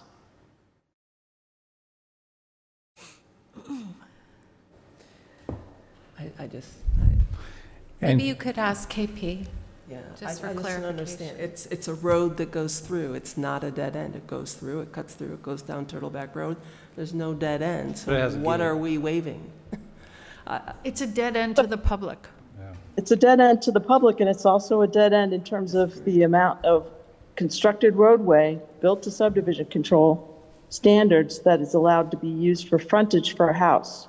So if you say to them that the road is constructed 1,200 feet, then that limits the additional 300 feet that they're asking for That's what they're asking for, Right, isn't it? But 300 one of the things you said was that we want to allow them to get out if there's a fire, which means that people would have access to leave via that road, apparently, is part of the plan. No. If there's a fire. No. No, So, no. So no, Pub- so well, there, The way it It's would not- happen, if there was a fire, public safety would come down and open the gates, and if people needed to access it then, but they can't, people can't drive through this. It's a keyed gate right, that but the only public question safety is, can is access. that dead end traditionally decided because of fire safety? And I think we need a read on whether that is the reason. They're going to have the emergency access either way because they own and control the ability to construct it regardless. I mean, I'm not disagreeing with having it. I'm not disagreeing with the access. I'm disagreeing with doing a waiver for something that is no longer something to waive. If there's a road, there's a road. And if the purpose of a dead end is to supplement fire safety, then But I think she's saying they're going to have the access road anyways, and that if we grant the waiver, then they can add extra units because they can utilize more distance of that dead end, of that you can road. do it anyway. I don't think they can add those extra, they would have to reduce the number of I mean, units. what defines where that road starts Here's- and stops, the access road? It's definite. The plans. No, yeah, okay. I think what you're missing is the subdivision road is going to end. The access road isn't built to subdivision standards. And It's you only can't an put lots emergency on it, is access. what Val's saying. It that- could be dirt, it could be whatever the board decides, but the real subdivision road ends. That's only an access for emergency. You're going to grant the No more waiver housing. because they have that access. If they didn't have that access, you wouldn't grant the waiver.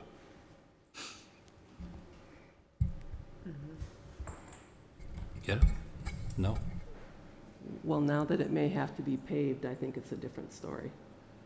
It may be That's- paved, but it may not be paved to the standard of a It's- subdivision road. It's going to have a gate on the end of it, and people can't go there. I just, Pretend there is I'm just saying that, so are we going to set the delineation of where the road is considered dead? yes. Part of this, Yes. yes. Yes.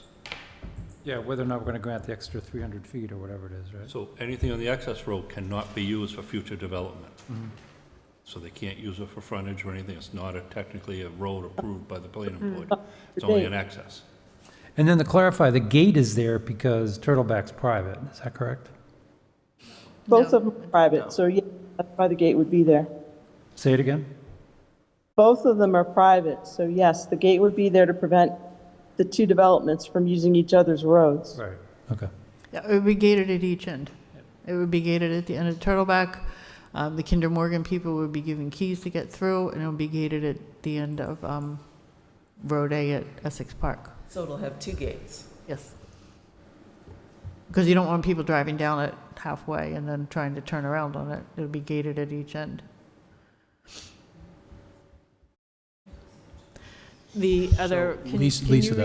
read just- Lisa, just for clarification though, Yep. if there is parking for public, It's what? there's parking for public as part of the OSRD Right. inside that development, even though the road is private, there will be public parking. When you talk about a road being private, it doesn't mean that you and I can't drive down it. It means that it's privately maintained. And so the public would have access through there, and you're correct, the public, any of us can drive down Turtleback Road. There are rights and ways that the public has the right. For the public to travel to get to those parking spaces. So Teresa, can you just read what Tom Shamshak wrote, Chief Shamshak, from the police department? Because we also heard from them, police, about the waiver. He says, "Good morning, Lisa. I am in agreement with my brother chief, given that they have much more input for public safety response protocol, larger vehicles, etc. If and when any individual issues arise, such as no parking areas or access points, we can address them as needed collaboratively." Tom? So in the proposed draft language on the waiver of the dead-end road, it doesn't say specifically that it would be paved and gated. Would we add that language to the special permit that we're going to vote on tonight, hopefully? What we can add, and what I would like to add, is that that the the features of the road will be determined between the applicant and our public safety departments, because it really doesn't affect any of us. It's really up to them. Because the idea is that it's a passable road. So it could be, and I'm just thinking out loud, it could be something like it's paved with binder course, but they don't necessarily put a top course on it because it's not a regularly traveled road, but a binder course is certainly going to stabilize the road and keep it maintainable. So, but that's, rather than lock into certain things right now, I would rather say in the decision that the features of the road will be determined in conjunction with the public safety departments to fulfill their requirements. Does that sound good?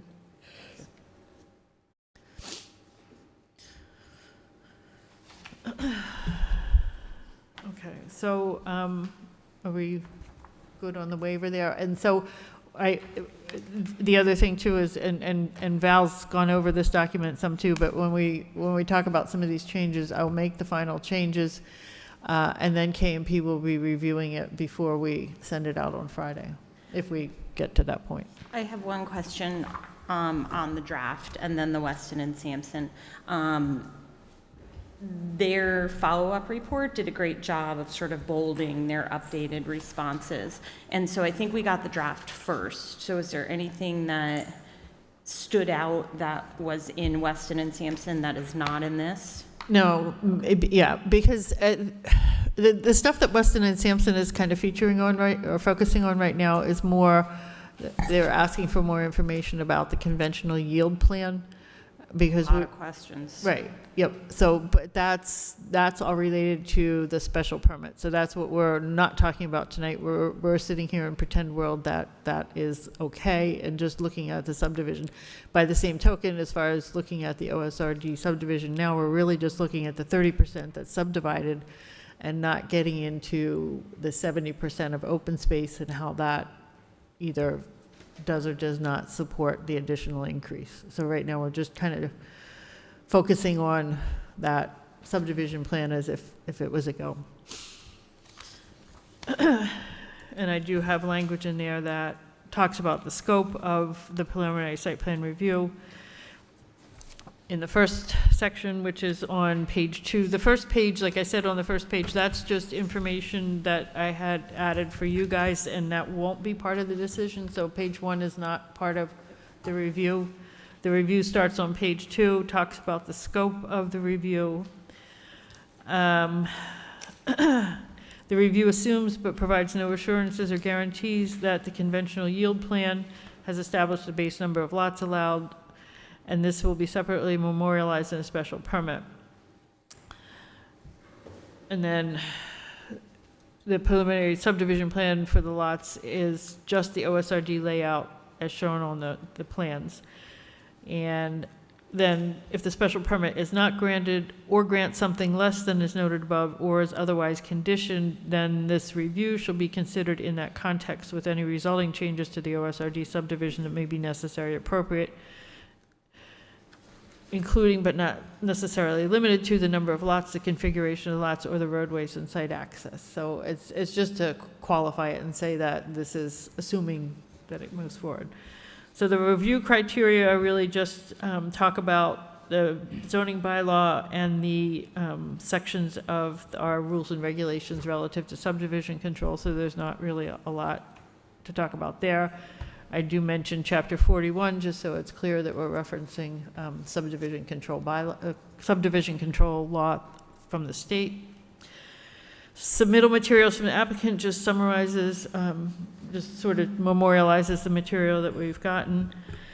And then the findings are really based on, it's sort of a synopsis of what Weston and Sampson have provided to us. And so those findings are on pages 3, 4, 5, 6, 7, 8, and to 8. So do any of you have comments or questions on these? Do you want to walk through them, or what's your preference? I can just keep walking through this document, or I don't know. I compared your draft and the Weston and Sampson reviewed comments, and I feel comfortable with what is listed in the draft. It seems uncomfortable because of questions about the yield plan, but I know we have to put those aside. And so based on the draft, I think in my overview, we've covered what needed to be covered. I don't know For the review. how the rest of the board feels. My only concern is, you know, the water layover districts, the three of them, and that, you know, Weston's, we could have them before or after, and I just wonder, you know, the information that he's asking. Right. Should we have it before? So there's a lot of chicken or egg in this process, and that's because the OSRD is complicating this. And so a lot of that information that would need to be developed about informing the water protection overlay district and wetlands and stuff like that is detailed engineering design that they need to do along with stormwater management and that. And so it's not like a conventional plan, whereas if they lay it out and we say it looks good, then they go into the definitive plan. Here they've laid it out on the premise that it's going to be okay, but until they get the special permit, it's really hard for them to justify doing work without even knowing that they'd be able to do it. If they're pursuing a conventional subdivision plan, that's a by right conventional subdivision plan that meets the criteria of Chapter 41 of Mass General Law, then they could move into that more easily, but right now it doesn't make sense until they even know whether they're going to be allowed to do an OSRD or not. So there's, like I said, a lot of chicken or the egg here. So that's why in this decision I've tried to qualify that there's still a lot of work to do about proving out impervious surfaces in the area, because the OSRD allows for 25% impervious surfaces, but the water protection resource overlay district has a 15% minimum, and then to exceed that 15% minimum is a special permit. So the applicant is aware that there is another special permit that they have to apply for that is not included with the OSRD permit. So the OSRD permit is based just on conventional yield plan and looking at the open space that the OSRD generates to justify the increase in the number of lots. So that is the scope of that. And then if they get that permit, that it basically says you have met the area requirements for these things, the next step is the special permit that's going to address, it's a separate special permit, because these are a lot of fun. And there'll be a separate special permit to look at the impervious area that is going to be in the subdivision and in the open space. So that's, and I've tried to put that in here, that this doesn't confer any acceptance or anything on that, but just does alert, more than anything, alerts them to the necessary step of that next special permit for the Water Resource Protection Overlay District. I think this is out of order, but I just have to ask anyway.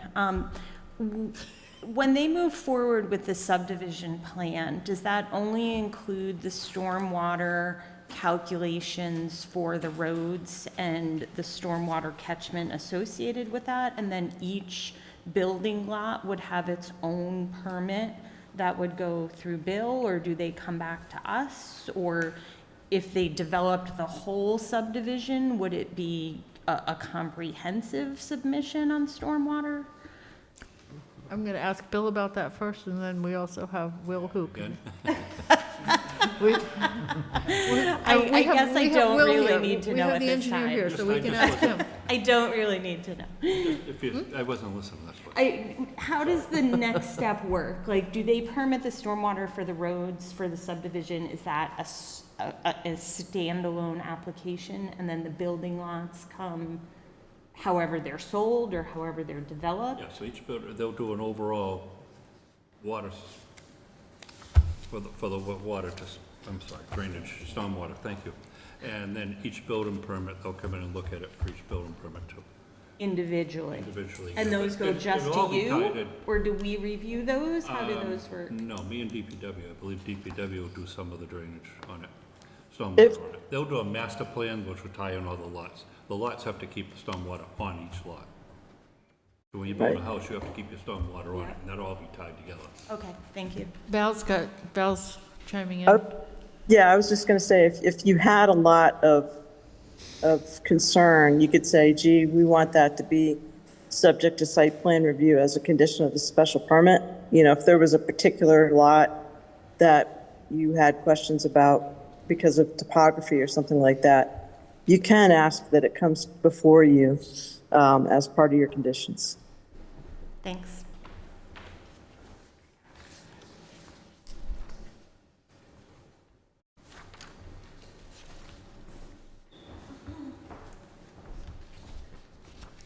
Will, do you have anything you wanted to add to that stormwater discussion, just to help us understand, since you're the one who's going to do it? Yeah, so typically with a project of this scale and this type, we design the stormwater system adequately for what we're proposing. So for this case, we have oversized houses and driveways.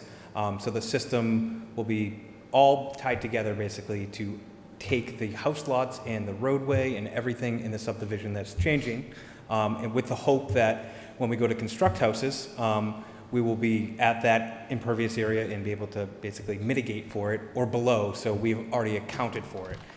If, say, somebody wants to build something larger, we would have to come back, and then that's when we would be in front. But the idea is to basically try to design this system to be adequate, so when we pull permits, we don't have to come back for a different process. So you almost compare the impervious areas of what's approved, what's designed on the subdivision, on an individual house lot basis. So if we're below those areas and we already mitigated for it, then we wouldn't have to pull a separate permit. That would be the intent of our design. Does that help a little? It does, yeah.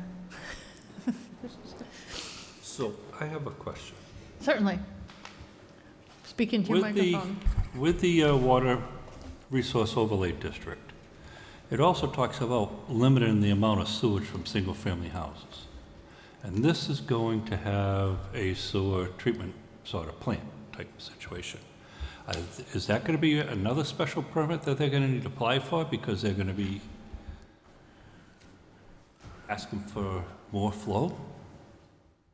Or maybe asking for more flow? So if you go 636, it's B, and they talk about single-family on-site sewage disposal systems have an estimated sewer flow exceeding 60 gallons per day, 10,000 square foot lot area. Where are you? I'm sorry. I'm on 636, but it's 6-3433B. And it goes down, starts with 1. So it's, okay. So, What page? Okay, so it's number 1 there, except for 36, single-family dwellings. On-site sewage disposal systems having an estimated sewage flow exceeding 60 gallons per day. But that's except for single-family dwellings. but these are single-family dwellings, but they're all dumping into a system, so I guess, I don't know the answer, but I guess my question is that a different impact on the water resource protection area? Dumping it all together and leaching it out compared to individual houses? By DEP in that case, and that they're just saying that it will go to the wastewater treatment plant on site. It won't be individual septic systems, it'll be a series of systems. So you'd look at each, so if they had 30 houses and you multiply the requirements for a single-family house by 30? I just don't know how this fits. It doesn't sound like it fits in, and that's why I'm raising the question.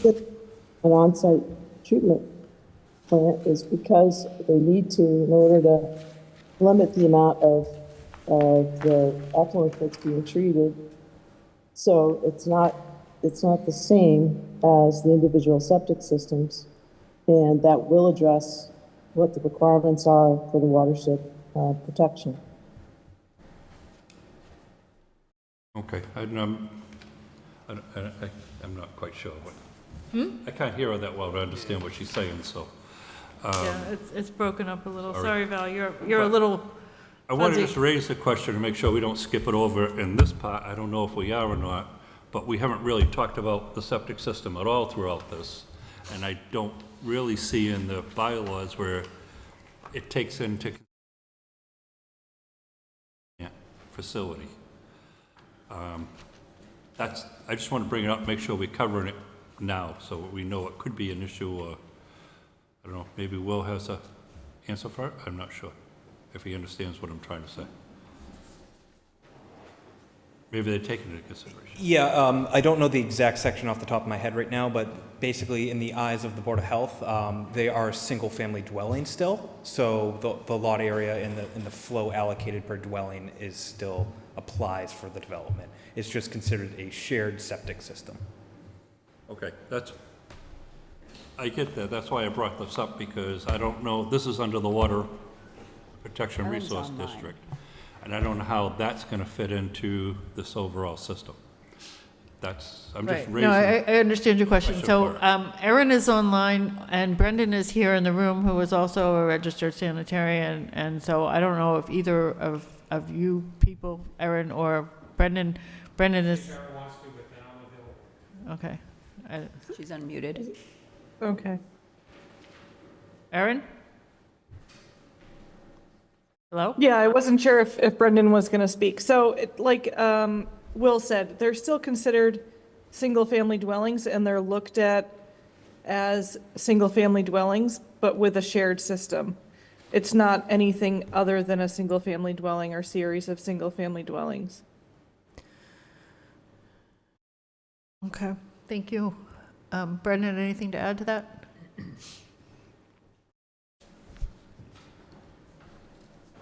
Thank you, Madam Chair. And I don't think we should be discussing it as a treatment plant either, because it's not a package treatment plant under a different body of regulations.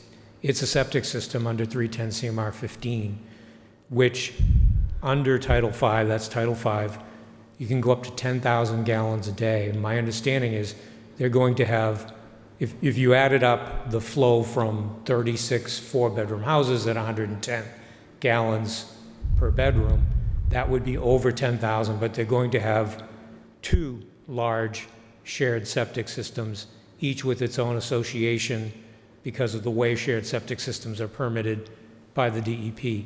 But I would not see this as any different than individual septic systems, except that the leaching facilities are going to be in common, but each house is still going to have a septic tank.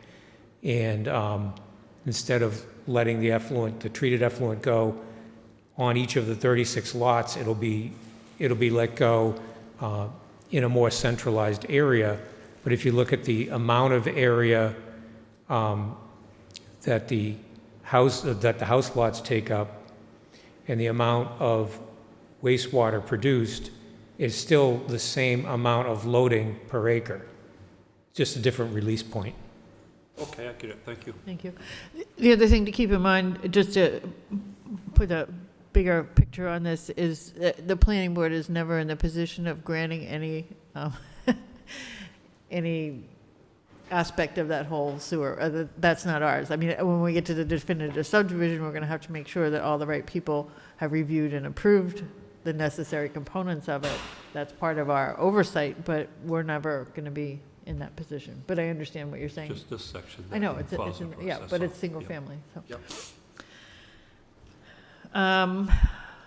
Any other questions or comments on this decision? Or review, actually? I have a question about the 30-foot minimum, the variance. It seems like all the units, right, will require a variance for the 30-foot parking minimum. Is that going to be part of the special permit, or is that dealt with separately? It can't be part of the special permit. The variance has to be granted by the zoning board of appeals. So there are two paths that this could take, is that the applicant could take their whole subdivision to the zoning board of appeals and ask for a variance for all 36 lots. Or they could say, well, it's going to depend on what the individual homeowner wants to do, and leave the variance application up to the homeowners, because you could park your cars out behind your house and still be 12 and a half feet from the road and park your car 30 feet behind the house, or if it's in a garage, it doesn't matter. So that's not, you see what I'm saying? That's a variance, and that's gonna have to come from the ZBA regardless, because it's a change in the dimension relative to the zoning bylaw.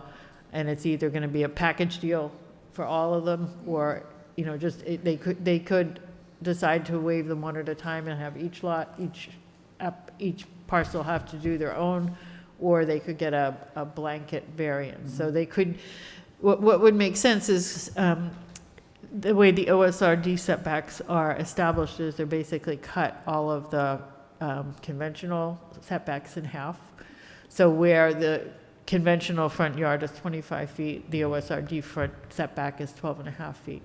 What happened here is that this parking setback was in a different place than is referenced in the OSRD bylaw of cutting all the setbacks in half. So logic would tell you that the 30-foot setback should be 15 feet in an OSRD.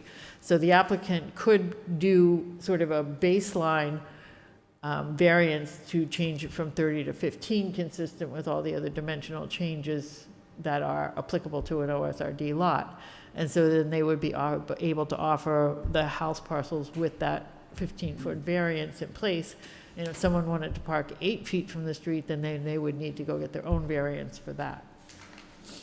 But how that plays out, it's noted in here that it's an issue, but that remains for the applicant to decide how they want to handle that. So depending on how the applicant decides to go, if they decide to go individually, on their plan, they're going to have to show they comply with that 30-foot setback, right? But with it, they would have to acknowledge that somehow, because they're not, the plan doesn't require them to build out. A subdivision plan doesn't mean you have to plan out every lot.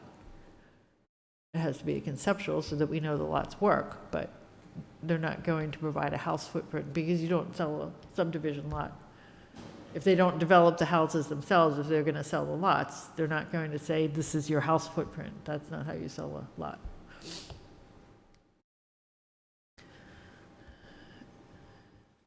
Are we having fun yet? Beth? I have a question on the way the draft is laid out. So on page 8, after you've gone through the sort of specific, numbers in our zoning code, there's this last section that says these areas were also recommended or reviewed, can be included on these things. And there's this bulleted list. And my understanding from reading through the document is that all of these things are included in the decisions and determinations as comments further down. Is that correct? So why is this? Is this part of the draft? No. That was part of the draft before this draft, because that was sort of a placeholder for me to. Okay, so that should not be here. That, from monuments, Below seven under monuments, monuments, and then this bulleted, that was from an earlier draft that I had, and I just didn't delete it. So Okay, because they've all been addressed further on. Yeah, they're It all was just addressed, exactly, and that's why Okay. this bullet list was here, so that I would make sure I put them somewhere else. Excellent. And then I didn't take the list out. So, does everyone see that at the bottom of page 8, the bulleted list there, and the sentence above it that says WSE peer review? That all is going to get taken out. That was inadvertently left in from a previous draft, of which there've been 5.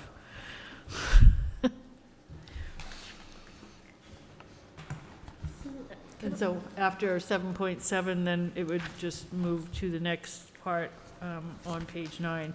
And what happened there is I did a return enter so the decisions and determinations would start at the top of a page, which is why I probably missed taking that out at the bottom of the page.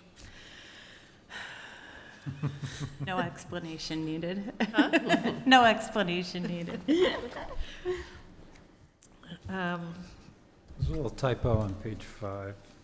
That's supposed to be 30 feet, right? Oh, yeah, yep, thank you, yep. There's a typo on, what page was that? Page 5.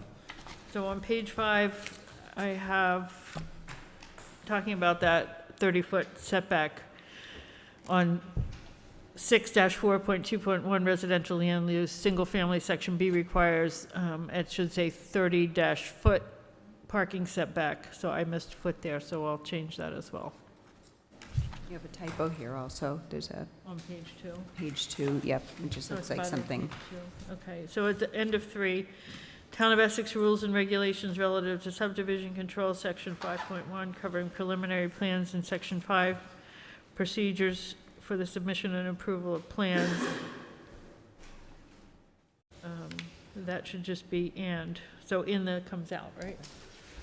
Yeah, I didn't know. Yeah, so in the comes out, because this is just listing the sections of the rules and regs we're using, so. Can I ask a question about 63433? What page are we on? So on page 4, it says the individual lots will need to comply with the wetland regulations when building permits applications are submitted. Do the subdivision roads have to contribute to that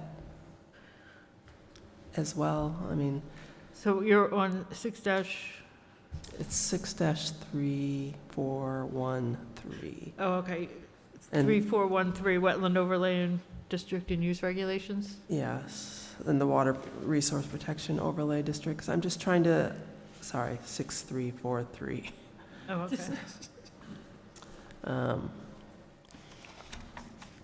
So does the 15% apply only to the lots, or do the roads contribute to that? I believe the roads contribute to that, Okay. of the overall area. But we will be assessing each lot at 15% as well in the future when there's a house there? So if, go ahead. Maureen? Val, go ahead, thank you. I think what you would do here is look at the whole development, the one large lot that's involved in this development, and when the waiver is granted or reviewed for the 15%, that's when it's going to happen. And the individual lots will be a part of that larger permit. So they'll be part of it, that you won't need to go through an individual review for each lot for the 15%, because it's already going to have been approved as part of a large subdivision. But so if one homeowner wants to pave their front yard, won't we be assessing that? Will we be assessing that against the whole subdivision at that point, or is it now it's already separate? It's an individual lot, we're making a decision? There's a limit on how much they can have a coverage in their lot. You can stipulate some of that in the decision if you like, but they're not going to be able to probably do that. Once the variance is granted, there's going to be a cap on how much impervious surface is allowed, and they're not going to have the capacity to add additional pavement unless they want to modify the special permit for the entire subdivision. Right. On page 10, it says on the 5, the 5th bullet from the bottom, a separate special permit will need to be granted for land use in the Water Resources Protection Overlay District where lot coverage with impervious materials exceeds 15%. So does that Right. mean we'll review the whole impervious situation with another permit down the road? Yes. Right, but so we'll be reviewing every lot against the whole subdivision. So, No. I think what Val's saying is that we're going to review the entire subdivision, so we're going to look at all the lots, all the roads, and we're going to establish based on that, we're going to establish a percentage for a lot. So each lot will have a certain percentage. Not what I'm saying. Oh.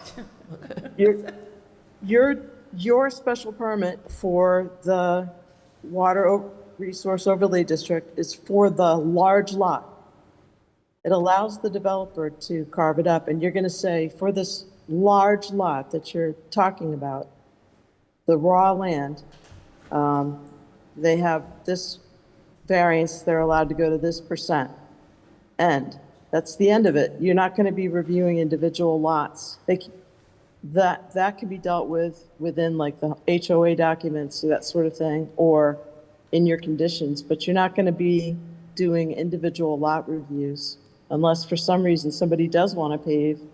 And if they are going to go above, if they're going to somehow trigger the whole development to be above what was permitted, they'll have to modify the special permit for the entire subdivision. So there won't be an incentive to do that. But it's not 15% of 84.5 acres, right? It's 15%. It is. It is? Yes, it is. So when they come in for a building permit and somebody's coming in the water resource district, I They check for already that have, 15%. they already have the permit. So can I just interject something here? Is this review that we're trying to finalize tonight is saying that all that has to be handled in a special permit. And that is, what we're saying here is this is a issue for another day. We have to write another special permit on that whole 15% impervious in the water resource protection overlay district. And it's not part of our decision. The decision is saying that something else has to happen and it's not part of this. And for you, when they come in and pull a building permit, you're going to say, oh yeah, there's a special permit that allows the lot to be this size. And oh yeah, there's a special permit for this whole subdivision. I've already dealt with the water resource overlay district. I don't need to deal with it again. There's already a large blanket approval. I get that. My question just, I guess what I'd be questioning at that point is how do I know each individual lot is complying with it? I don't have the answer for that yet. Oh, I know. Right. We'll talk about it later. Right, and but that's going to be how we're going to write that special permit. We'll have to figure all that out then. We don't know the answers to it now. We know that we aren't going to get the answers, and that's why this document says issue for another day. There is a typo under that section on page 5. Then relief is allowed ED through, you need an R. So what was that again? Then relief is allowed through? See, allowed and through, it's missing an R. Allowed, okay. And then through.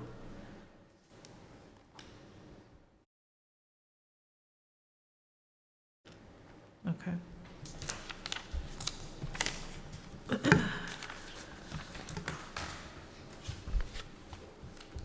So I need clarification from the response from Weston and Sampson on 7 and 8, where it's the yield plan, and how he says we may require submission of conceptual site layout and grading plans for these lots. We've already asked for that, the grading layouts. Is that for the preliminary or for the definitive? Is that going to? That's for the special permit. Because the special permit is written to grant the applicant the right to do an OSRD, and the right to do an OSRD is established by the conventional yield plan, or the number of lots that they can put in an OSRD. So the whole conventional plan is all related to the special permit, so that's why we're kind of tabling that for now, because we're going to take that up, and we have forwarded that information to the applicant and said that we're going to need that to finalize the special permit decision. Okay. And the only thing I would add is in the last page of incidental items and issues. I think, this is important to add because one of the residents talked about, a sidewalk being added to the school bus on, Western Ave for safety of the kids because of the amount of trucks that come in. And it was a very valid point. So I just feel like that should be in there. And also we talked about affordable housing units, if that's a possibility in these incidentals section. So you're talking at the bottom of page 11 about other features the planning board may want to consider. Okay. Especially the sidewalk for school kids. Planning board members, are you okay with adding that to other things that may want to be considered as sidewalks down Essex Park Yes, definitely. to Western? And we can ask about affordable. We can only ask about it. We have nothing in writing that makes it enforceable. But so it is something we can talk about. we can ask. Yep.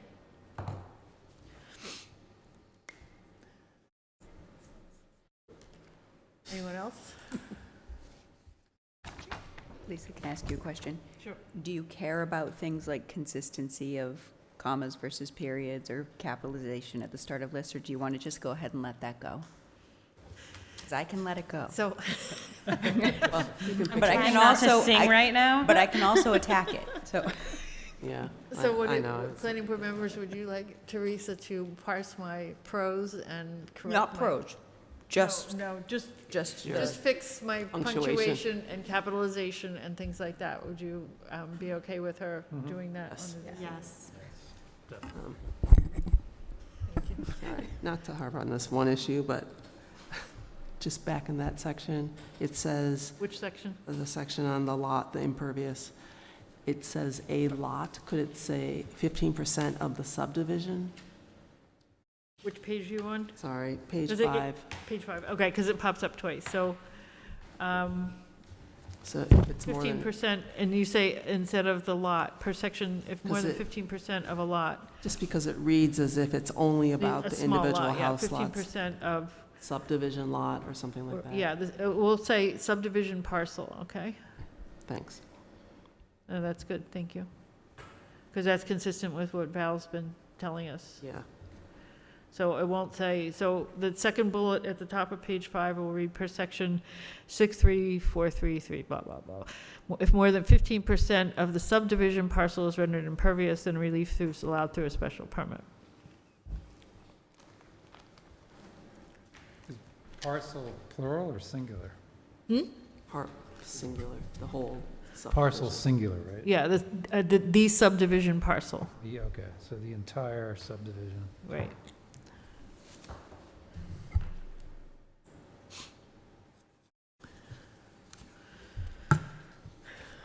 So I will take a motion to approve our preliminary site plan review, preliminary subdivision site plan, I move preliminary it. OSRD subdivision plan review as amended by our discussions this evening. I move it. Thank you, Shelley. Second? Second. Thank you, Ariel. All those in favor? Aye. Aye.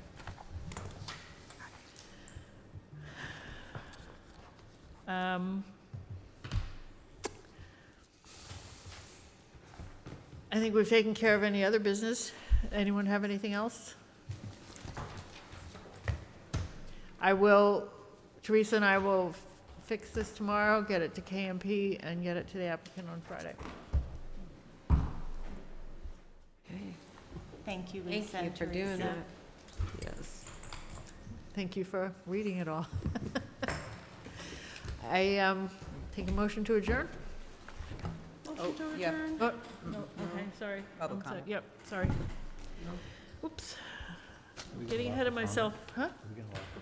Comments Yeah, That's online? what Teresa just reminded me of. Comments Okay, so, anyone in the room care to make public comment this evening? Microphone's open.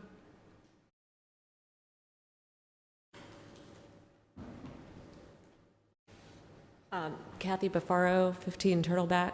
I just want to emphasize it'd be good to understand like how the emergency access road is going to be developed.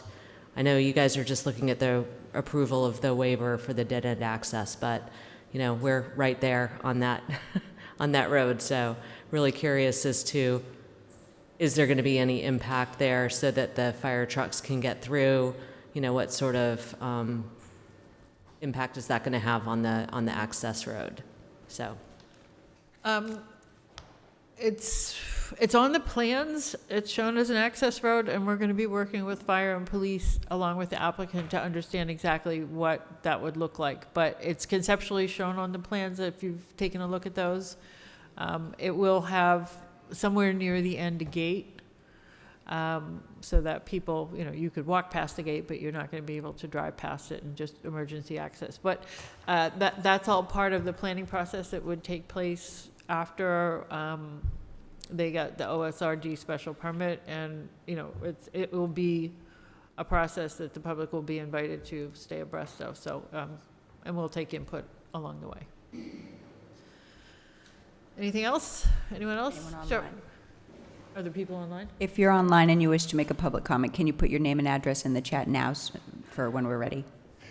Christmases, I live at 13 Turtleback Road. I just want to offer a comment. I manage an apartment complex in Beverly, and we have an emergency access gate, same exact thing that crosses through our property. It is a gravel emergency access, and big, Beverly has really big fire equipment. They're up and down that gravel emergency access almost every single day, and it works very well, so with a gate and everything.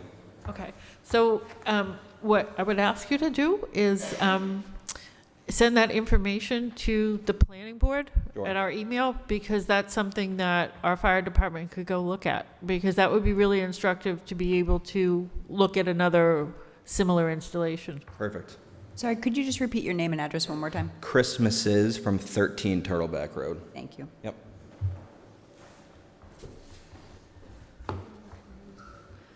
Anyone else? Knowing that we'll be back here again 2 weeks from tonight for a continuation of the open space residential special permit.